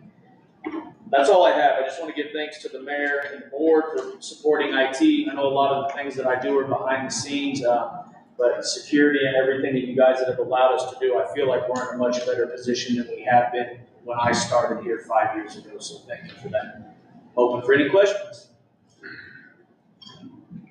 I have one more. Sure. So in this move forward to try and become really paperless, how taxing is that on our storage capacity? Well, right now, with the upgrade to our hypervisor, it's not, because our hypervisor, with the possibility of expansion, we're in the best situation we have been since I've been here with the ability to expand. 5 years down the road, we may need to look into more storage capabilities, possibly. But Chief and I have done things to, like the body cameras that we've implemented, that's cloud-based. We're looking at our in-car camera storage now going cloud-based. So as we're bringing on soft copies in-house, we're also taking other programs and going cloud-based. So it's this constant, So we are trying to utilize the cloud. Absolutely, yeah, both ways. Whatever makes the most sense in that specific department, we utilize that, bring that to the board, and then proceed. Is there drastic expenditure differences between, like, if the cloud starts to get super expensive quick? It's kind of situational. I mean, certain things like Axon, they build in the storage. I mean, obviously there's always a cost, but depending on what software we see, sometimes it makes more sense to put a server in-house and manage it. And then there's other ones that the rates seem to make the most sense, and then we go cloud-based. So it's kind of program to program, depending on what we're doing. Thanks, Michael. Just one question. The insurance requirements related to their security standards, who would that? Our risk pool, Our risk pool, NPR, sorry, I can't. NPR, our risk pool, the cybersecurity. So specific to them, is that this statement specific to them? That is correct. Meeting all their standards to make us compliant, so we are not. Has that been something that's, I have to look at you, because you got the message, has that been ongoing for quite a while? Well, we tried to implement the two-factor authentication last year, and ran into a lot of trouble, and we kind of had to start over. Okay. And so you're probably going to be seeing something come to the board at some point later this summer about it. But when we say our insurance group is requiring this, it's not just our insurance group, it's all insurance groups. Right. So I want to make that clear. It's not just NPR. It doesn't matter who you go through. Insurance around cybersecurity is tightening up in the corporate world, and we have to follow along with that. We all see that as we interact. I better understand that now, thank you. And we were given a pretty extensive list on things that we needed to do, and that is the last piece to make us 100% compliant. We checked off numerous boxes to include the vulnerability scanning that I spoke about. Thanks. This one. Hi. All right, I'll try to make this quick. As you can see on the fuel sales, we're kind of up and down. You can't ever guess, I'm 50% down on jet fuel so far this year, but I'm 106% up on ag gas. It's just, you never can guess what's going to happen, what type of aircraft are coming in. As far as challenges this year, I'm getting a good taste of what the police department has been receiving over the last several years, trying to fill this one open position that I had. Had no calls, no shows, a couple of people ghost me, but hopefully we've got a guy in that's an offer is going to go out to here pretty soon, so the position should be filled out over the next week or so. My biggest success, I'm going to say, is a big thank you to the board for the jet fuel storage tank that we put in Grand Blaze. It has been phenomenal, and it's been a great help. So thank you very much for that. It's worked out really well. As far as big projects going on, they got the airport master plans for both airports. CNT's working on that right now. Lacey Fine approach, localize the recabling. They're still, we're supposed to have that done last fall, but they had ordered some more parts. So because of the supply chain, that's still going on right now, but we should have that finished hopefully by the end of the summer. And also we'll be looking at the engineering for the power line burial at Grand Blaze. CMT's been talking with Amber about that, and we also still have discussions going on about the big property swap at OC5. Kevin Crooks is gonna pay for it. I got you. That sounds good. So, first of all, grass trimmer, what do you expect that to cost? So, what's really gonna need for that grass trimmer? Yes, no, I'm just listing, just letting you know what I'm Because I think gonna that's what they're purchasing. Yeah. All right, fair enough. What do you mean by crew car? Courtesy car? Oh, courtesy car, okay, I get Courtesy that. car, crew car. Okay, all right. Yeah. We implemented the one at Lacey Farm a couple years ago, and it's been a tremendous help, but I still get Dave coming in during blades. How often would you, 365 days, year round numbers, is that courtesy car utilize it? At Lacey Farm? Best guess. Oh, that's a lot. Okay. All right, thanks. And just to give you a quick example, I had a guy fly in, Grand Lake yesterday, that had to drop off a boat park down at Fort Worth. That was Jump in the car. jumping the car, I mean, he wasn't gone 2 minutes, but unfortunately, I was at Lacey Farm, or else I would take him down. And, only had one guy Grand Lake, so he didn't live here, so he had to wait up. I mean, it was 45 minutes for him to go down there and back. It could have been done in 5. Is that a service that most executive airports offer? Maybe like Papa Bluff, not big. Comparable, at least 5. They got 4. It's amazing how people with money want free stuff. You're not wrong. I got a couple of questions. Sure. The hangers, are they completely full? Mm-hmm. So what if we had more hangers? Maybe I can't hear you, but. That's gonna, Well, I don't know. What was the question? I guess I couldn't hear. That's excessive cost, and I don't put it on, it's cost. But there is, do you consider there to be demand for it? Yes. I'm asking. Yes. All right, I have another question. I spoke to a couple other people about this. I spoke to a couple other people about this, so there's, I live right by the airport over here. So we find other ways to be creative about issues. Could we do, I'm just gonna throw something out there. Could we do an air show one weekend and a food truck thing at the same time? You know, could we do a food truck event up there? Could we do a circus one weekend if we wanted to? Do we have the ability to block off the airport for 3 days or have an air show with it or something like that to do something that more with the airport? Yes and no. Well, I've heard that a lot. Air show is not, the airport's too small for air show. So you wouldn't be able to do an air show. The FAA gets really particular about closing for doing a non-aviation event on the airport property. If you close down a runway, basically they want you to have another runway that's open. So with one runway, now I'm not saying you can't do it, but there's a whole list of hoops and things you need to do with the FAA in order to do that. And I'm not gonna say that they would agree to everything, but they really frown upon non-aviation events on the airport if you have to close down another runway. Well, we couldn't do an air show, could we do an air flyby from WC Flying? Or can the guys just bring their planes out and have like a plane show instead of a car show? Something. Yeah, and we've had some of those in the past. We had the Short Wing Piper Club come in last year, and they had like, I call it convention, but they came, I think they had 43 aircraft show up for the weekend, and they had some of the meetings, and then they had kind of like an open house type, where people could come up and look at their aircraft and that type of stuff.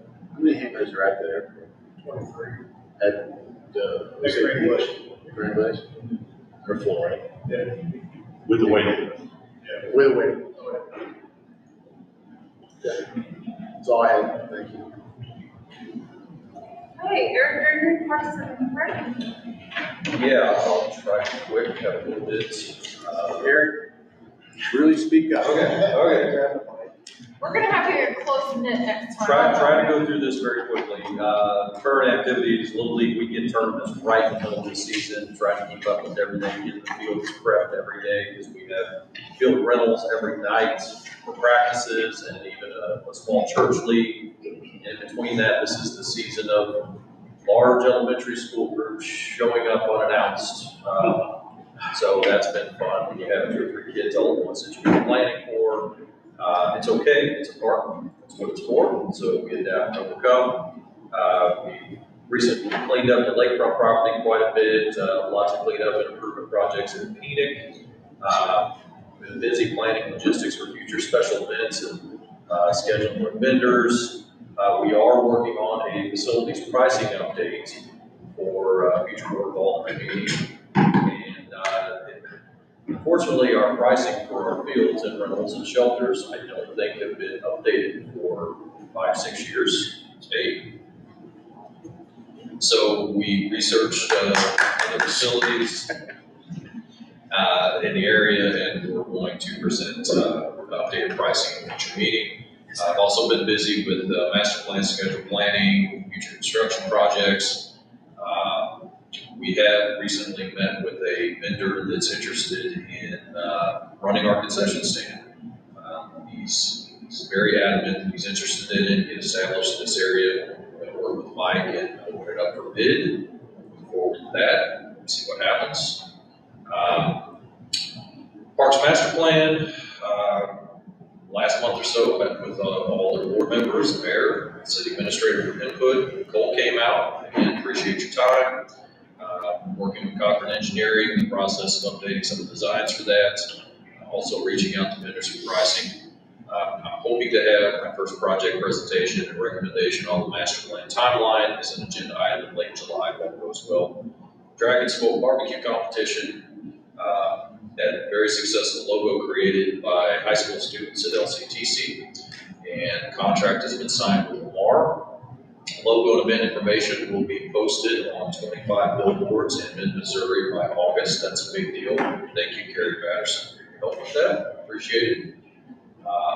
Working with Kansas City Barbecue Society on marketing, and just an update, our judges registration is already full, and we'll have a planning committee meeting later this month.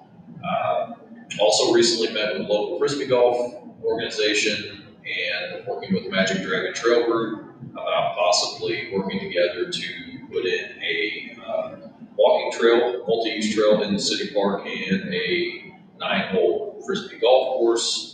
That project was started 6-7 years ago and didn't pan out at that time.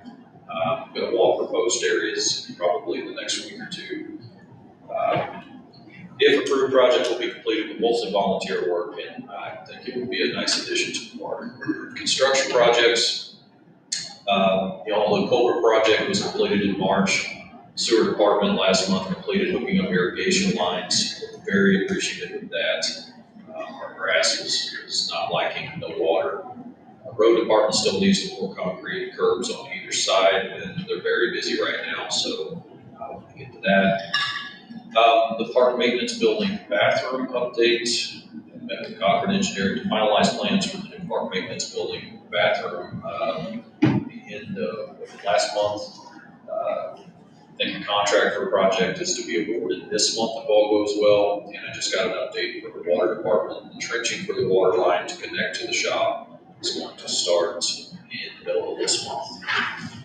Hatchery Road Drainage Improvement Project, notice of proceed was given on May 23rd, and the project will begin in the middle of this month. Actually, the contractor has equipment on site now. I expect that to start next week if all goes well.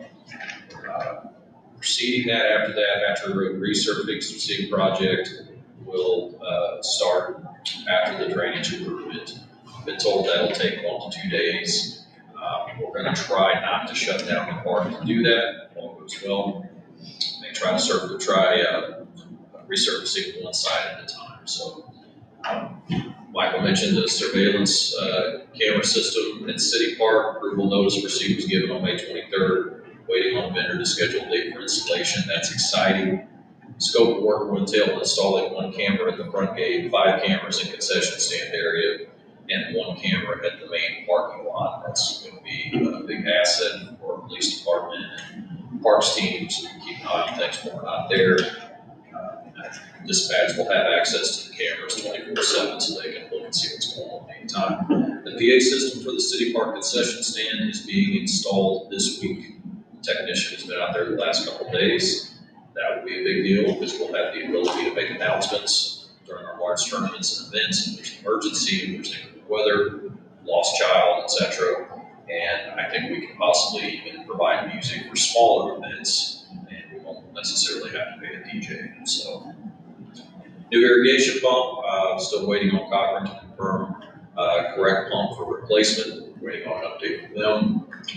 City Park parking lot, pickleball courts, and competing parking lot expansion.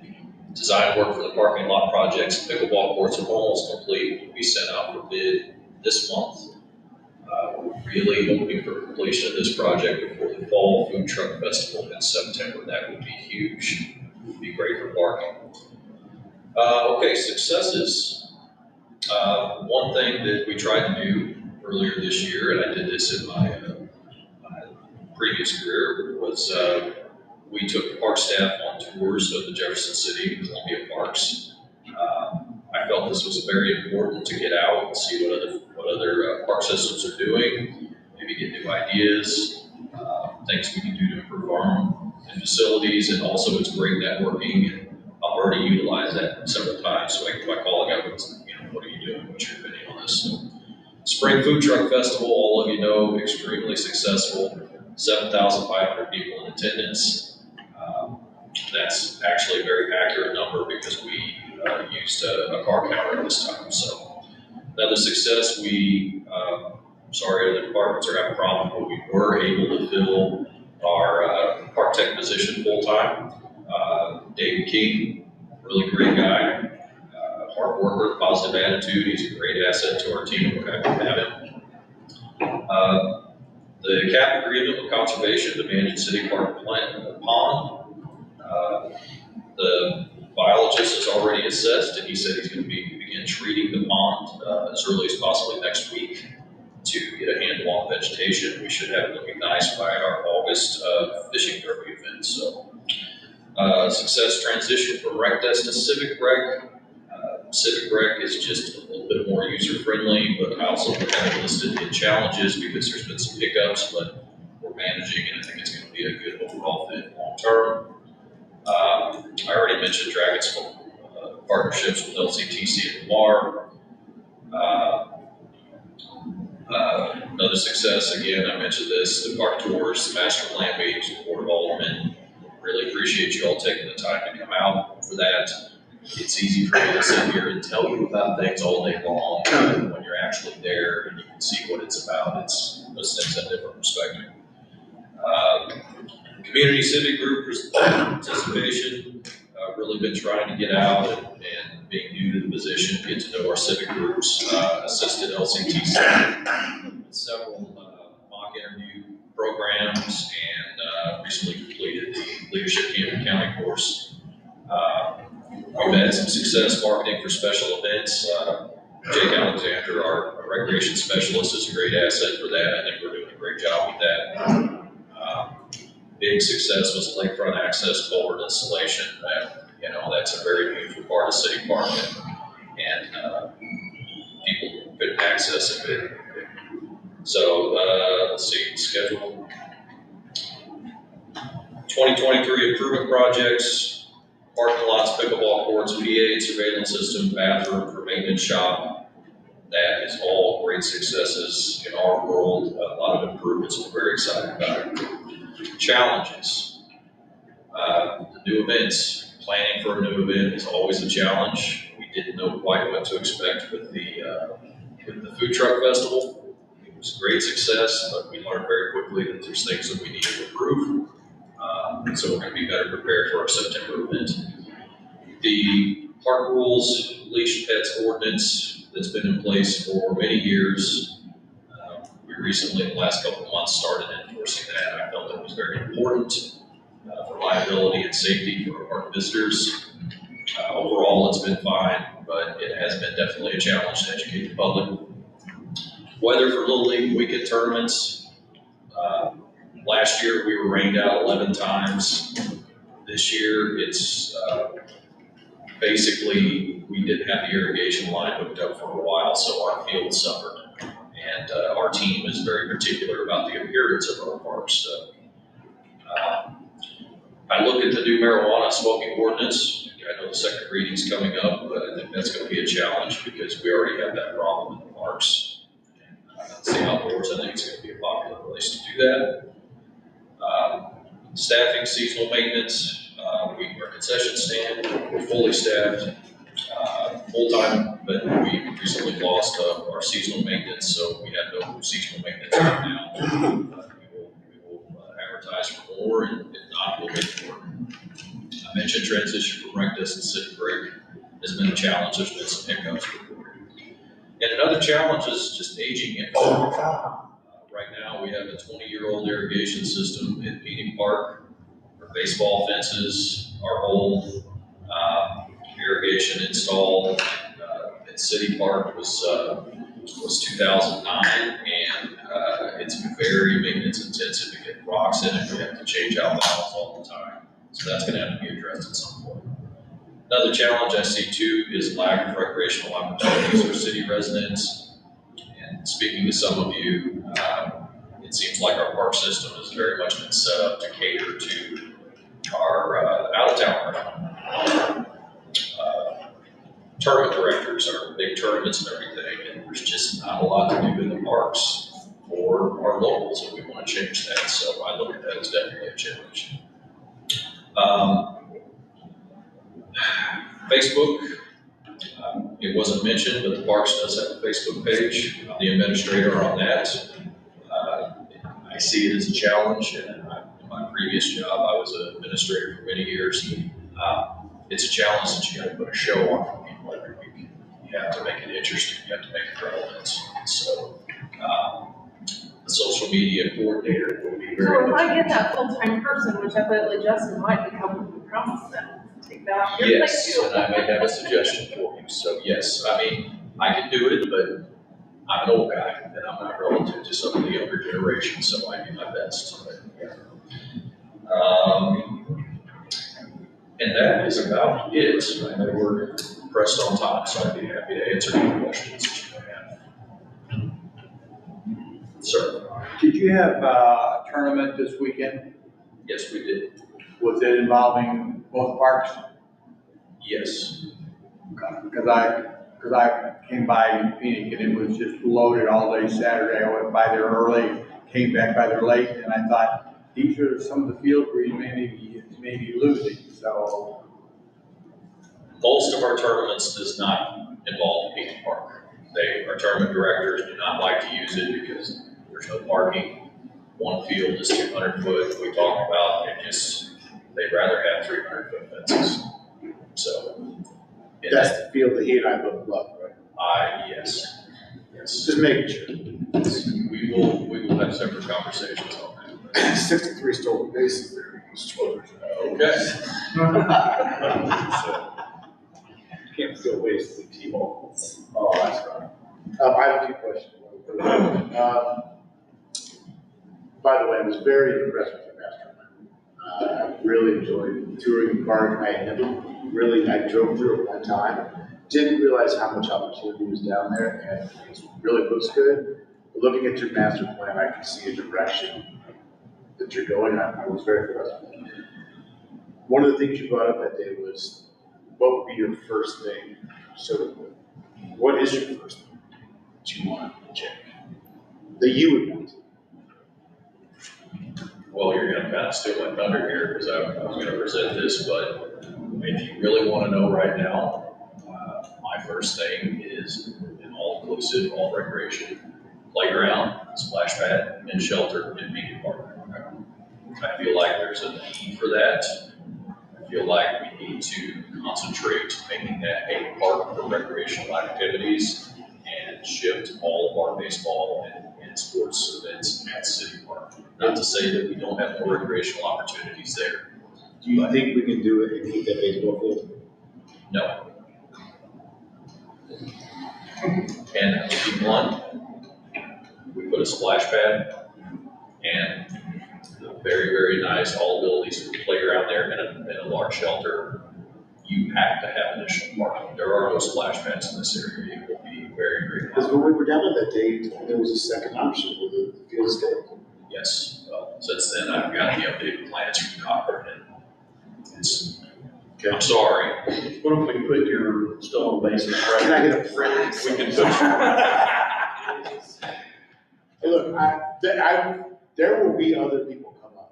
That field does mean a lot to a lot of local people. There will be pushback from the public, I promise you. Yeah. I'm not saying it doesn't happen, but I coached on it last night, I get it. So, I got a couple more real quick. Pickleball, is there gonna be 4 courts down there?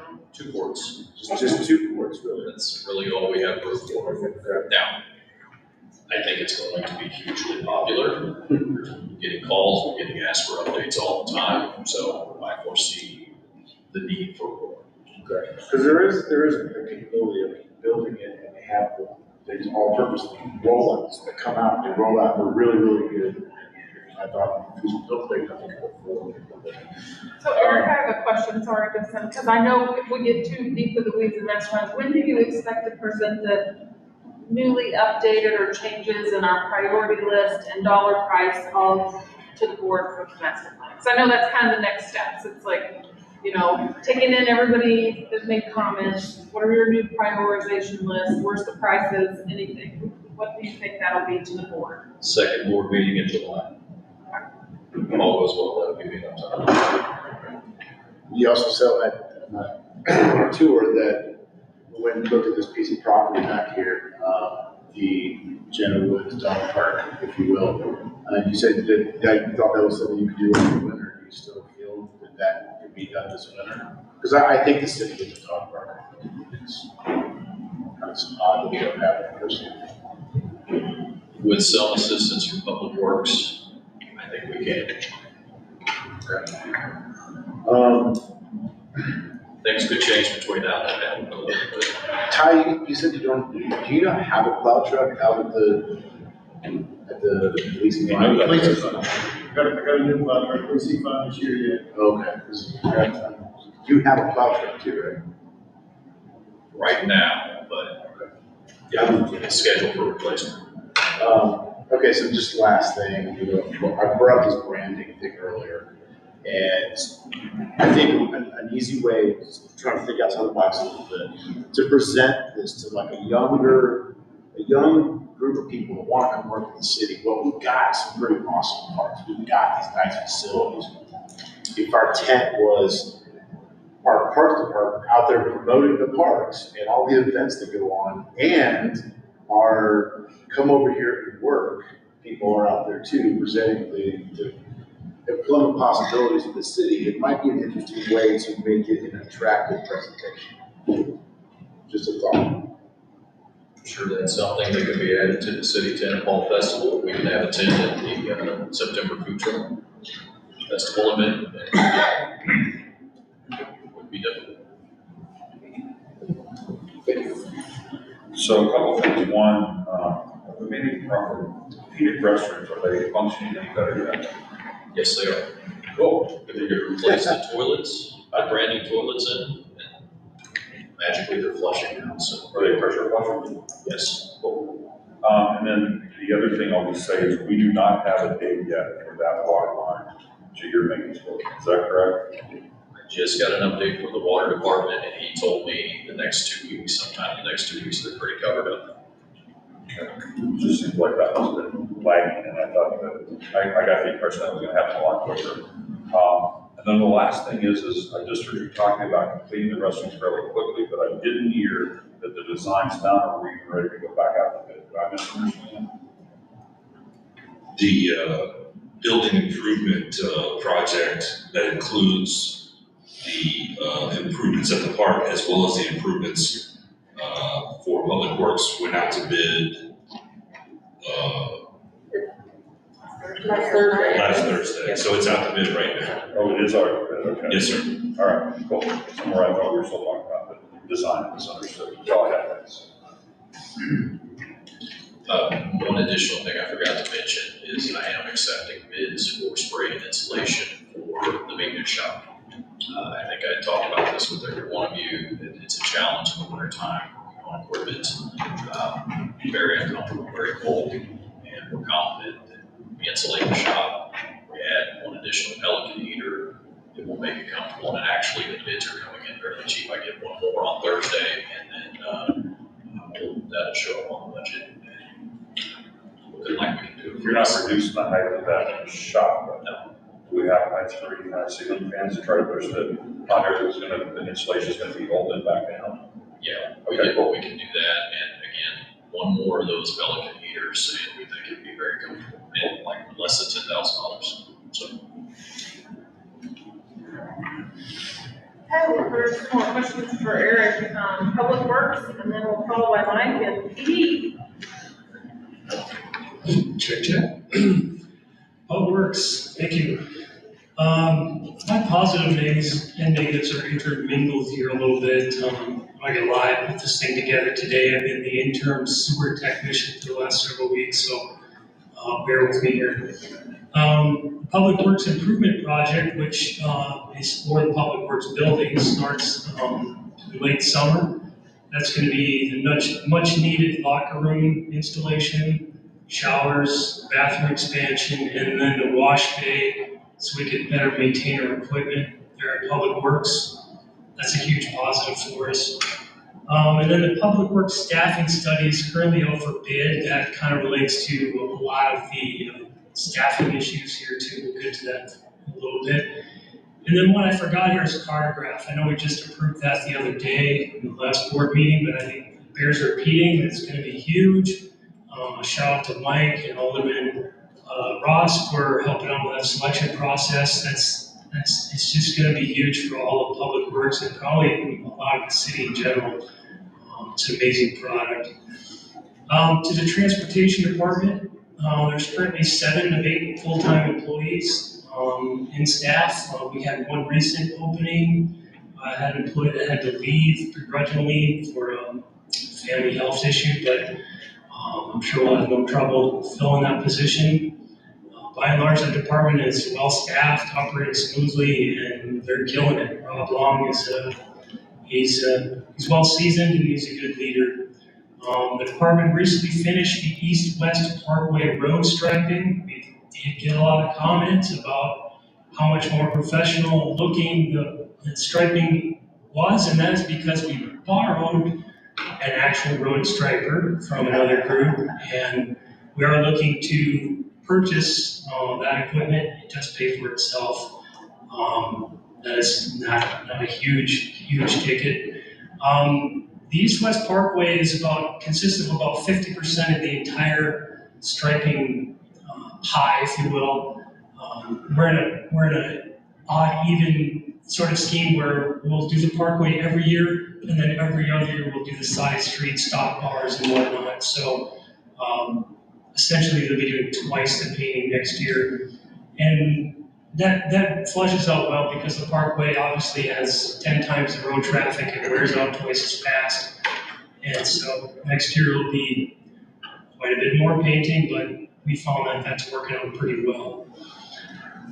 Transportation is waiting for an ordered replacement dump truck. The last I heard about that dump truck is we might see it in 2024, late this year at the earliest.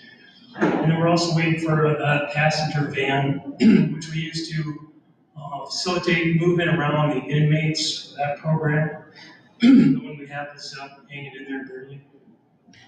Current transportation priorities are what they always are this time of year: mowing, sweeping, culvert replacement, and mandated sign replacement. Again, 2024 requisitions are another single axle dump truck replacement, which is coming up for replacement. And then the street sweeper replacement is going to be considered for sure. We'll see if we can get that done. And then replacing an outlet mall traffic loop to a grid smart system.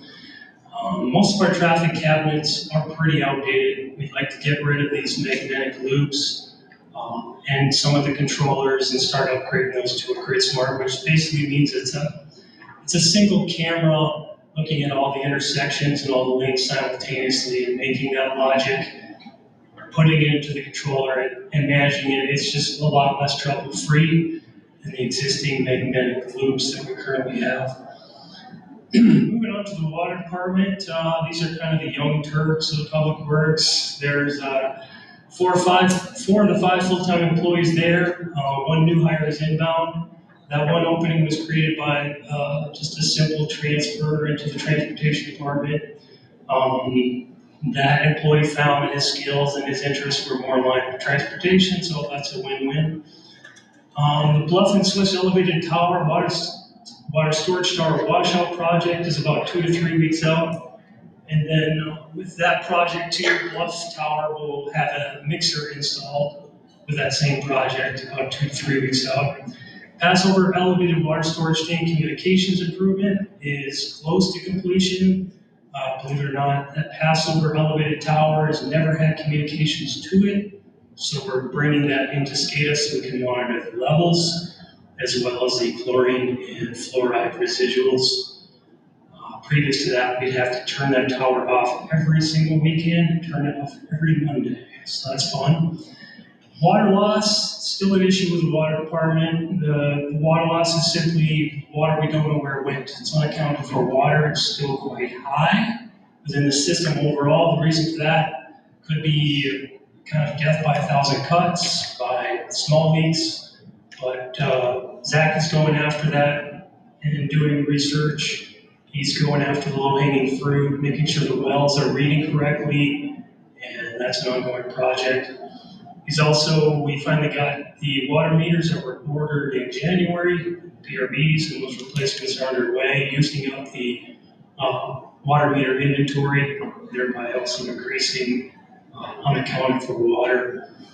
The Gulfview water main loop project is being re-engineered due to an easement conflict. We're expecting the rebid to happen early in 2024. Bids are being reviewed for the West Side Water Treatment Plant pilot study. Those will be awarded soon as well. And for 2024 requisitions, we're looking for a trailer-mounted backup generator for emergency water supply redundancy. The reason we're only looking for one is that we may have, and it's commonly put into a water treatment plant, is its own hot standby generator. So depending on how that looks, when we see that project work, we see it, we may end up with 2, or we may end up asking for 1. As most of you know, we have 2 separate water systems that are not connected, so they act as 2 independent systems, just like you would have 2 independent cities, and they're not connected at the bridge. So water goes out both sides. That's going to be a busy single generator trying to go back and forth and power wells for both sides. And then on to the sewer department. We have 5 of 12 full-time employees. We have 2 new hires inbound on June 12th. These 2 new hires are as green as they get. They are non-industry, nothing wrong with that. They're not sewer industry folks. Sometimes they can be some of the best, but they will require new time and training for sure. The numbers are actually a little bit worse than they look. So of the 5 of 12, only 3 of them are sewer technicians. 2 are what I refer to as support staff. One of them is a locator. The other is a municipal electrician. They have also been doing their best to hold the line there in the sewer department. But of the 3 sewer techs, as they're named, one of them's out with knee surgery. So really you have basically 2 sewer employees holding the line of a department of 12. They've been on call now for several weeks straight. And that on-call program consists of a primary and a backup, so they're on call for the last month straight. When they've had a good night's sleep, I couldn't tell you. So I get asked a lot, what is this about? Why can't we keep employees in the sewer department? And we've talked a lot about that here already. It is housing, it is the market, it is a job seekers market for sure. But I think it bears saying that being in the sewer department is the toughest job in the city, bar none. And that bears repeating. You're going to be asked to be comfortable with being uncomfortable. You're going to be torn up by mosquitoes. You're going to be out in the middle of the night. You're going to have, chigger bites on you when you get home that looks like you got hit by a 12 gauge. It's not comfortable work. And as some of the guys would say, a lot of people are iPad kids, if you know what that means, soft hands and all that. This is not that. It's not for those kind of people, and it's a diminishing sector, I would say.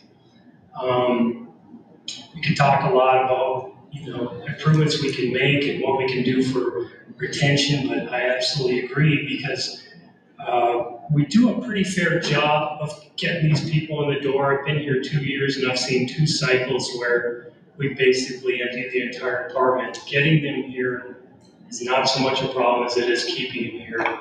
It's an easy job to leave. It's easy to be lured away. You want your life back. You're going to lose a lot of family time. You're going to lose a lot of weekends.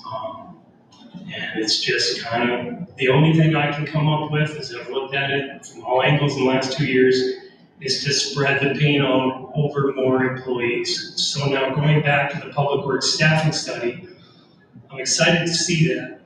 But not to steal their thunder, but I've been doing this 30 years and I have my own recommendation. The bottom line is it's going to take almost twice the number of employees to maintain the system in any meaningful way as what we have now for a staff of 12. You're really, in my opinion, my professional opinion, you're looking at 20 to 24 people to actually maintain the system. I've seen a number of people come and go, and they all say the same thing. We're pretending to maintain the system. We're pretending. The other side of that is that we're in a cycle where we accept, we build, and we neglect. We accept, we build, and we neglect. So what I'm getting at is we need to take a hard look at accepting new stations. Are all stations going to be city maintained? If you talk to some of the sewer staff, well, there's not many left, but some of those that left, they said it's absolute insanity what we're doing. It's absolutely insane to continue to take new stations on, not on a daily basis, but several throughout the year, and some of these are large 3-phase stations. That in their minds, they know they cannot maintain. It can't be done. It's current staffing levels. So that's the bad news. Moving on, the combination truck or the jetter truck, the back truck, it's called a number of different names, which was previously ordered this fall, is being built as I speak. That's huge. We actually bumped the line somehow. Usually trucks like this are usually take a year to get, and that's a game changer. That's a game changer for all 3 departments. This is going to be utilized by transportation, water, and the sewer department almost equally. In fact, I kind of anticipate a little bit of a knife fight sometimes to get a hold of that thing because it is so important and it is so robust in its capabilities. It really helps everybody. Looking forward to it. Project-wise, B11, which is called SANS, lift station repairs, as I mentioned a few weeks ago, is being rebid because of the single bidder, which is well over budget. We're looking at rebidding that to a more advantageous time in the winter when folks are looking for work in early 2024. Recent additional odor control there is performing very well. We added that right before the Memorial Day weekend, and I live here in town. I was up down Highway 54 by Andy's. It was packed. It's been really successful. So we have, at least in that sense, done really well at adding or abating the odor control issue that was created by the temporary conveyance there, or SANS. BL15, or Rockaway lift station, is going to be rehabbed this summer. Also Lazy Days, which is a smaller station, and then a smaller station on which is Osage Beach Road, is also going to be rehabbed. Along those lines too, again, we've got over 100, we've got 100 three-phase stations and we're adding 3 a year if you do that math. You know, you're asking that stations survive 30 years without rehab. We're gonna look at trying to increase that level as well of rehabs.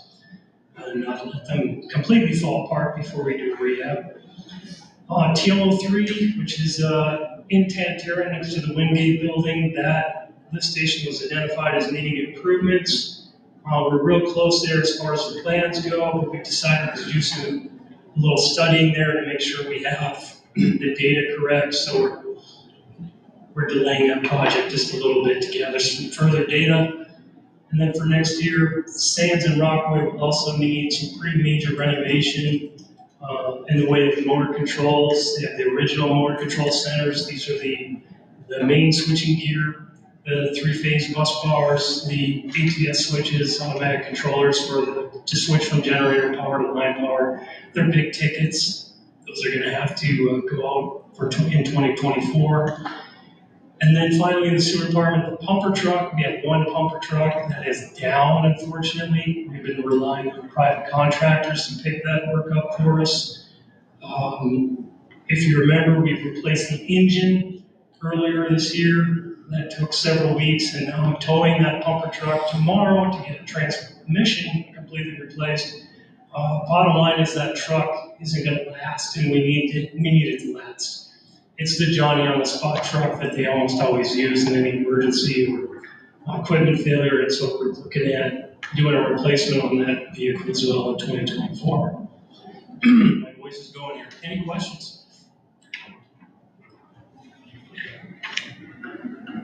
So I've got 2 or 3. How many large 3-phase stations have we brought in so far this year? This year, last year we brought in 2. And this year, we've got Sycamore Creek, which will be 1. Just got the final plans for that and reviewed it. So 3-phase this year in 2023 will be just 1. We had 2 last year. Where were that? Hobby Lobby and Topsider. Okay. So I appreciate and I'm so glad to hear the success of the Sands lift station smell that we've accomplished so far. I hope we can continue, and if so, how can we replicate that in front of the cars proper? We can. Mike and I had a discussion on this today. There's a number of different things we can do.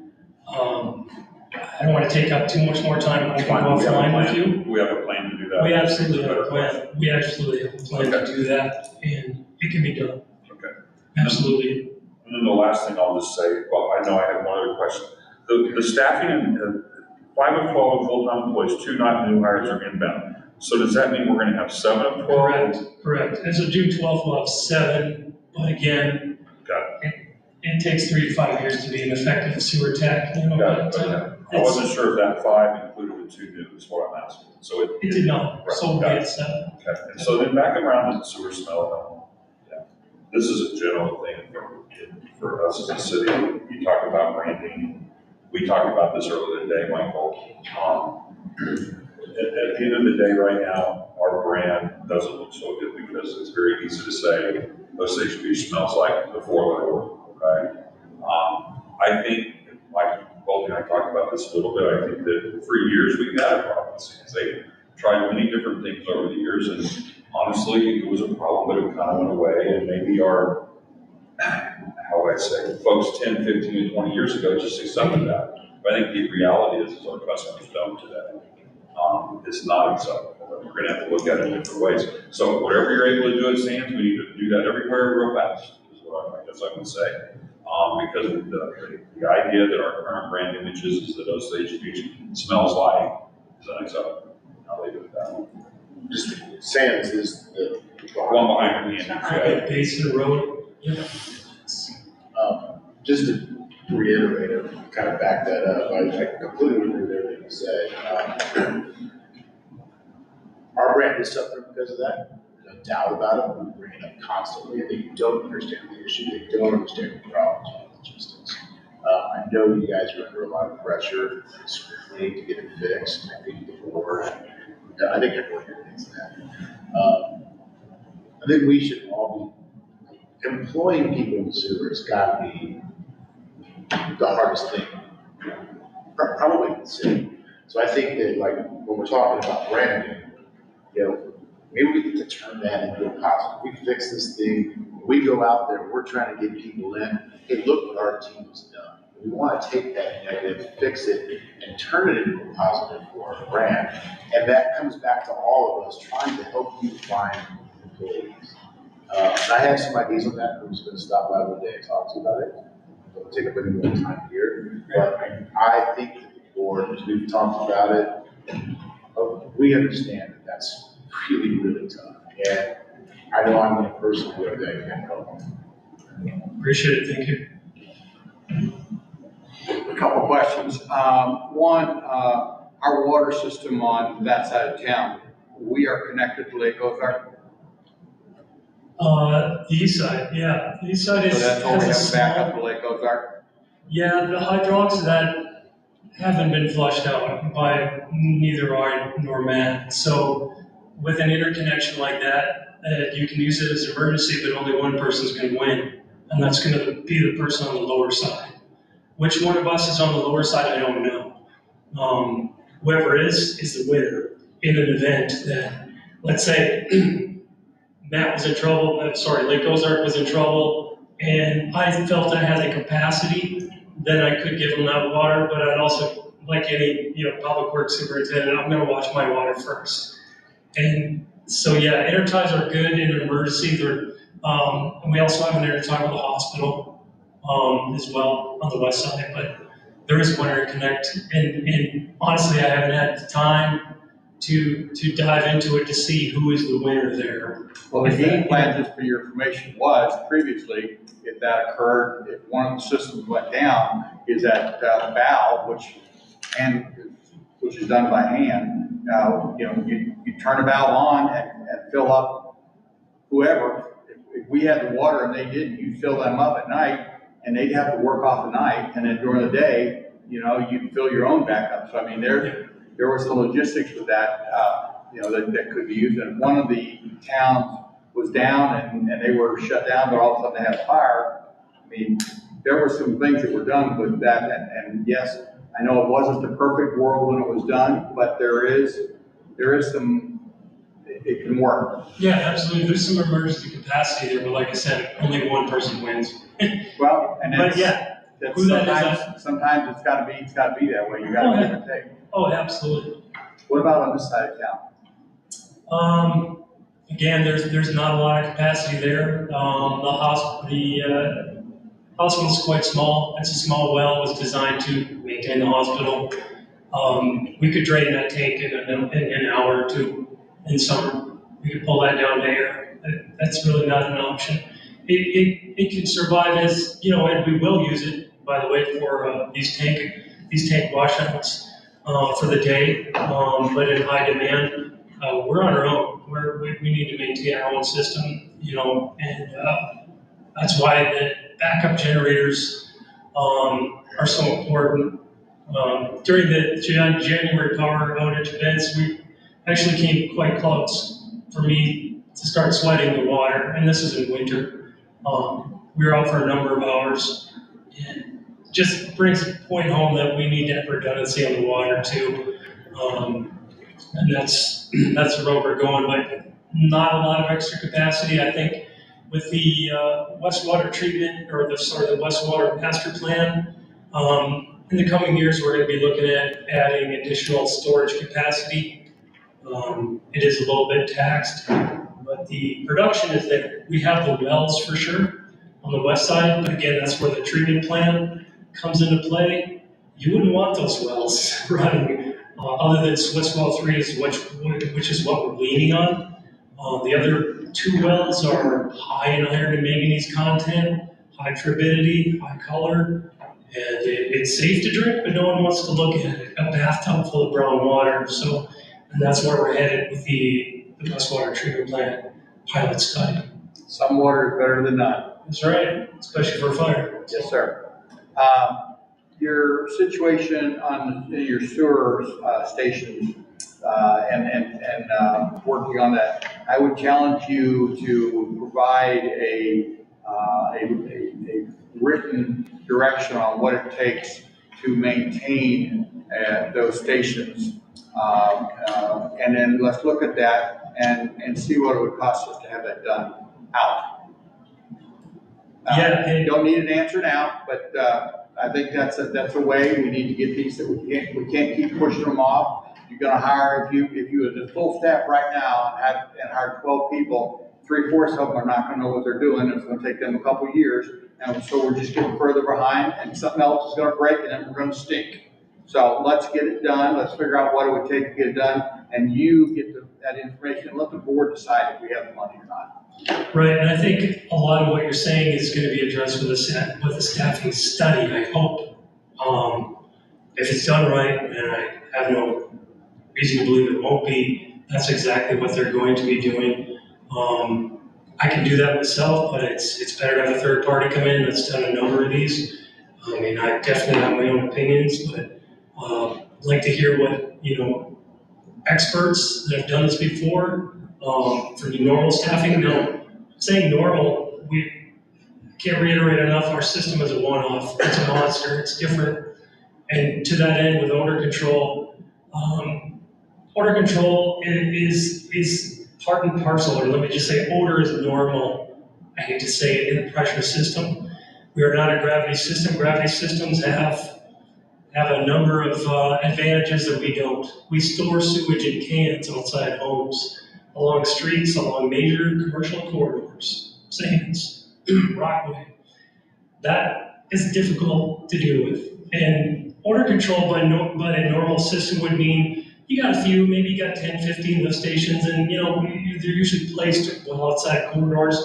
Well, we've got 1,200 of them, and they're everywhere. You saw them out doing prevents the other day, and a woman comes out and says, "Are you here to clean that? That thing smells." And I had a 10-minute conversation, and she had no idea. She was from Kansas City. Had no idea where she was on a pressure system. She had no idea how the system worked at all and how different we really were. And it's just part of the game.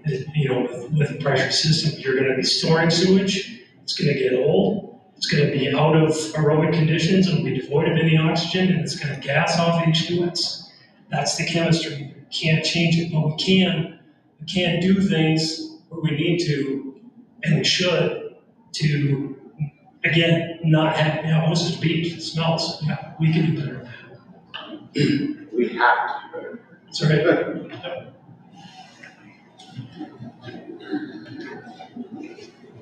Okay, we're down to the wire.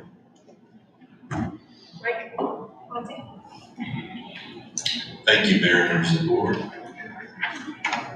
So I'll be quick.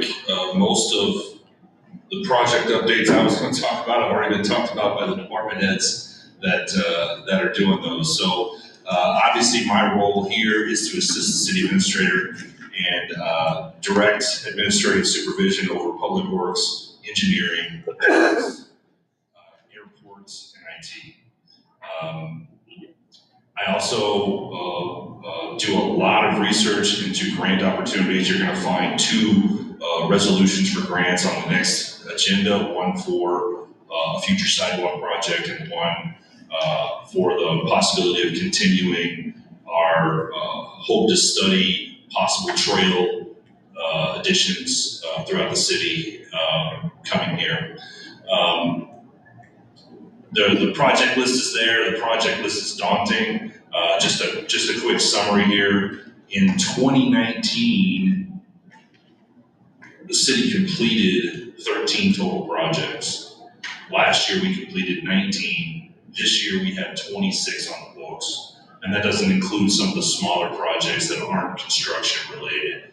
So my plate is extremely full. When we moved to outsourcing engineering and we lost our project manager, all of that project management ended up in my lap. And about 100% of my time currently is spent on dealing with that. And so Obviously, I have a lot on my plate, but just to kind of give you an idea of where we are so far, we've awarded about 6 or 8 of the projects already this year. We have 3 or 4 that are currently out to bid. We have probably another 6 to 8 that are going to be going out to bid sometime within the next 60 to 90 days. And inevitably, there's going to be, I don't know, 3 or 4 projects, a couple of them we've already talked about that simply just aren't going to get done this year, are going to end up being pushed. One of those being the Sands project that we've already talked about. Another one being the Parkway Extension project that we talked about. And one point I do want to make on the Parkway Extension project, I think I had said this at a meeting earlier this year, and I want to correct myself. I had kind of blamed MoDOT on that, and that was not MoDOT's fault. The issue is really with the engineer that's designing the project, Anderson Engineering, and they've had to make some changes in order to meet the standards that MoDOT has. So yes, we are doing some additional environmental studies for the right-of-way, but a lot of that has to do with the engineer that was hired to work on that project. Communication and workflow between myself or the city and Cochrane is very good. They've been a part of the amount of projects and the quality of projects that we've done without their help. So that's been great. The diversification of engineering in the city, which we just started this summer, has also been great.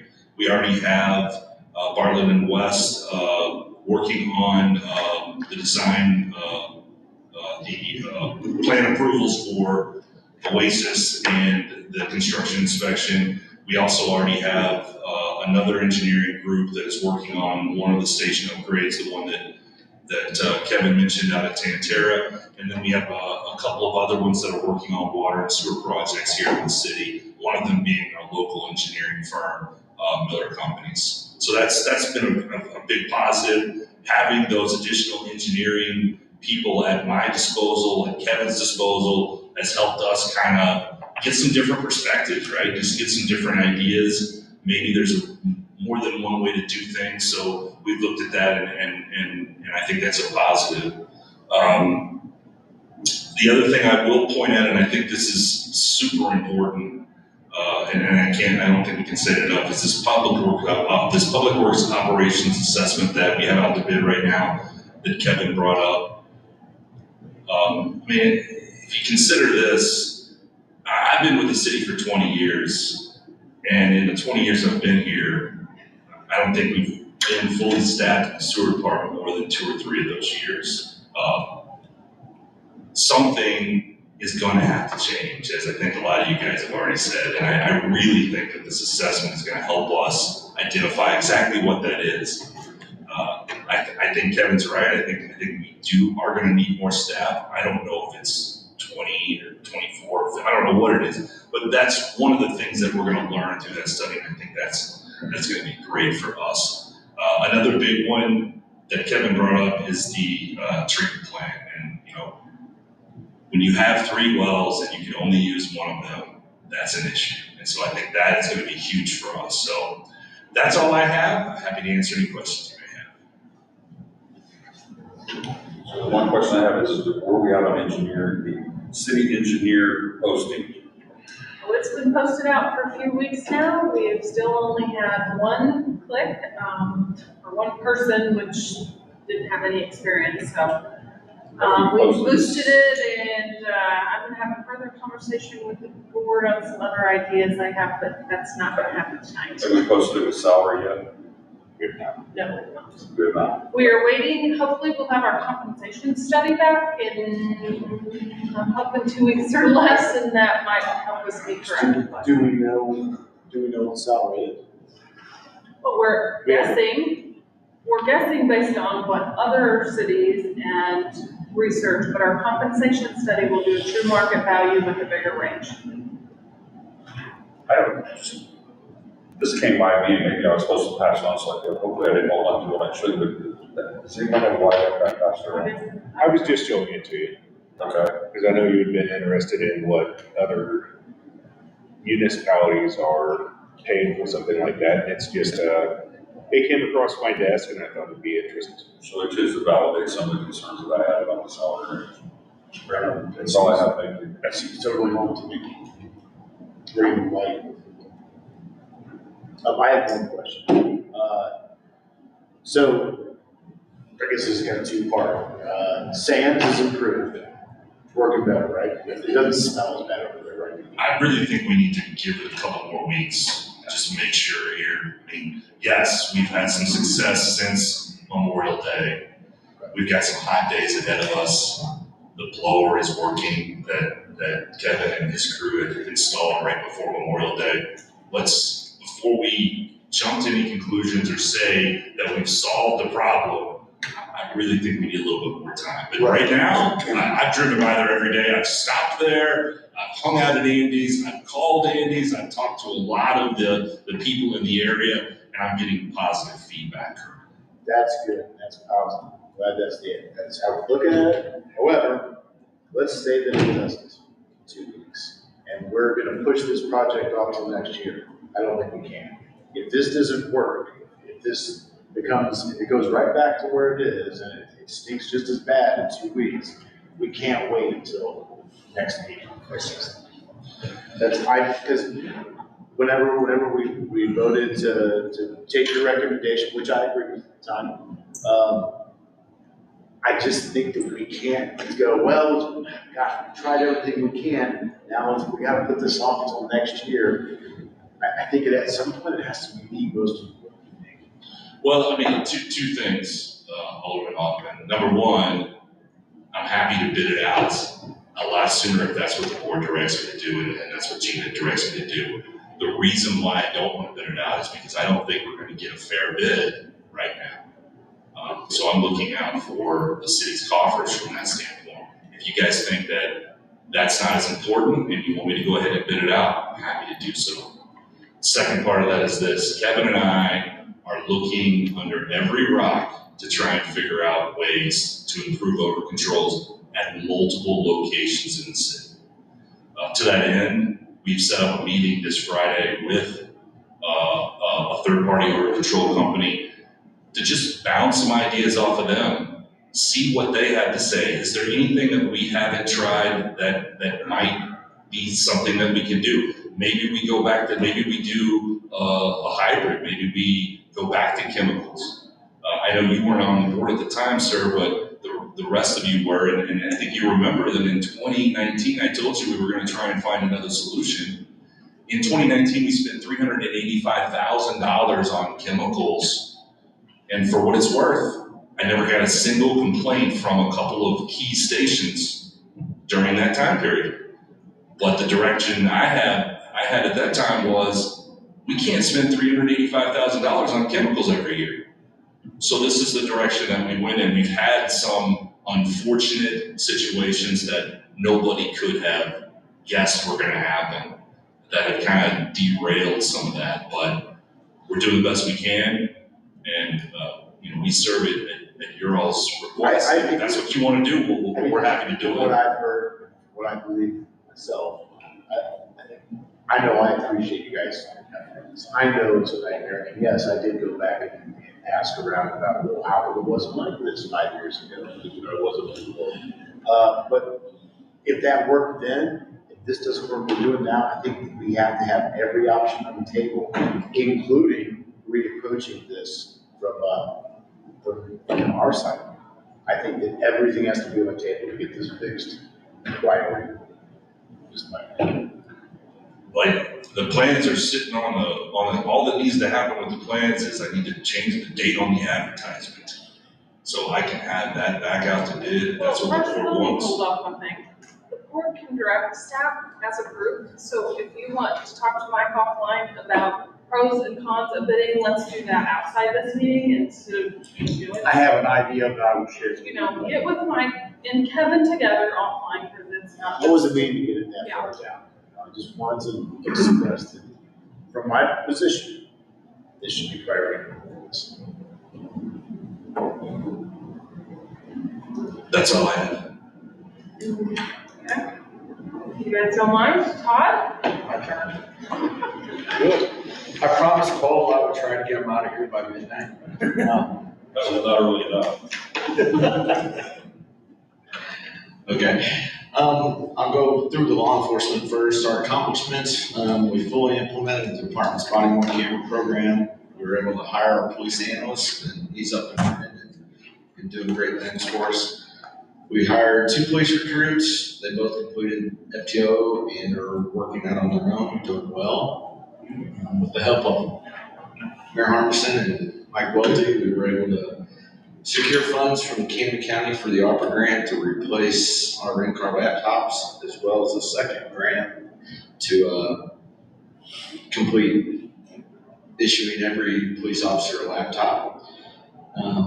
We, just like the Parks Department, we participated in mock interviews at the job fair at LCTC in the school of the Osage. Got us one applicant for communications. So we'll be testing. I think we've got 2 testing this coming week for that position. Future goals and plans, we'd like to look at reinstating the K-9 program in 2024. We're upgrading the in-car video cameras. You guys had already approved that, thank you. Work on continuing to fill our open positions, continue our fleet rotation program, an interview room recording system upgrade in 2024, continue our in-car printer rotation upgrade as well. And then, with all the growth that we're going to be seeing in the next few years, not necessarily next year, but years to come, possibly adding additional staff to the police department. Struggles, obviously, like everyone else, we're filling the police officer positions. We currently have 3 positions open, 2 in patrol and 1 SRO. Supply and demand of supplies, equipment, vehicles, etc. We finally did receive our 2021 order of ammunition this year. So we're still 2 years behind on that. As well as we're still waiting on 1 detective vehicle that was ordered back in 2022.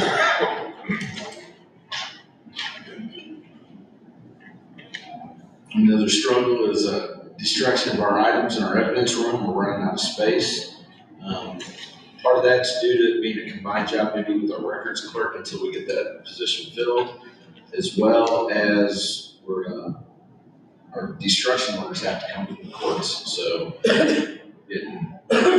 it's kind of, there's multiple things that causes that, but as well as the officers making more arrests and we're taking more evidence and the backlog of the courts and everything. So that room, was designed, it was probably pretty good this size whenever this building was built, but we're rapidly outgrowing that. Moving on to 911 Center, their accomplishments, like we discussed earlier, we were able to raise the communications officer starting pay to $18 an hour and adjusted our current staff accordingly in the communications officer position. That didn't affect the leads or the communication supervisor. Continue to operate with the full-time staff of 5 when we're authorized at 11. This is one better than what we were last year. And I'll tell you what, those ladies in there, they deserve all kinds of kudos. They do whatever's necessary to keep us up and running. Our future goals and plans, fill the open positions, move communications center to a lower level.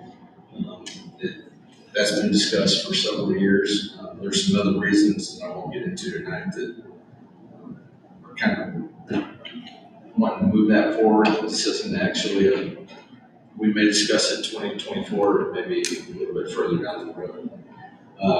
Struggles for communications, filling the open positions, obviously. Our hiring, we don't have a lucrative applicant pool. What we do, they're not passing the written test. Our passing score is 70, and we're seeing a lot of 60s and 50s. Or they just don't show up to the testing at all. Moving on to emergency management, our accomplishment there, that's our one department that's fully staffed. That's so weird. Our future goal for that is we're gonna look at possibly upgrading our storm siren control panel and communication center with some, upgrades that could relieve some of the pressure off of the dispatchers, when it comes to storm siren activation. What's out there now is if storm siren or a warning comes in, weather warning of any sort, it can automatically set off our sirens if we're in the area, so we don't rely on dispatch to have to do that. So, and then ambulance, our accomplishments, Carrie helped us work real hard on this as we're getting funds from the Missouri GMT. I can't remember off the top of my head what that actually stands for, but we're getting some reimbursement from the Medicare or Medicaid, one of those two. And then as well, like she mentioned at the last meeting, I completed the ground ambulance data collection. That was a daunting task, and Carrie and Ron, everybody that assisted in that, I appreciate the help. We obtained an ARPA grant from Camden County with the mayor's help and Mike's for the replace the laptops in the ambulance as well. We upgraded the credit point modems in both ambulances. We did receive the new ambulance finally that's in service, along with some new equipment, suction units, cardiac monitors, stair chairs. Future goals, this one is probably a few years down the road still, but it's something we're gonna have to look at. Possibility of reinstating the staffing of the second ambulance 24/7 with the population growth that we can see, as well as the visitors and everything. Our call loads in the ambulance department just keep going up. So if that happens, that's basically doubling our staff, along with reconfiguring our current quarters. And I know I've talked to Ron about this. The new ambulances aren't getting any smaller. Our new truck just barely fits in the building downstairs. And when we go to replace our oldest truck now, we're gonna have to do some remodel downstairs in the ambulance bay to allow it to fit, because the other bay is smaller than the other side. Our struggles with the ambulance, we're still seeing supply chain issues, not as bad as last year though, with getting medical supplies and such, as well as our costs going up. And that's all I have. Anybody has any questions? Yes. On your ambulance, I challenge you with that second need, the ambulance for second ambulance needed. I think we need to make the first step is we need to have one during the season.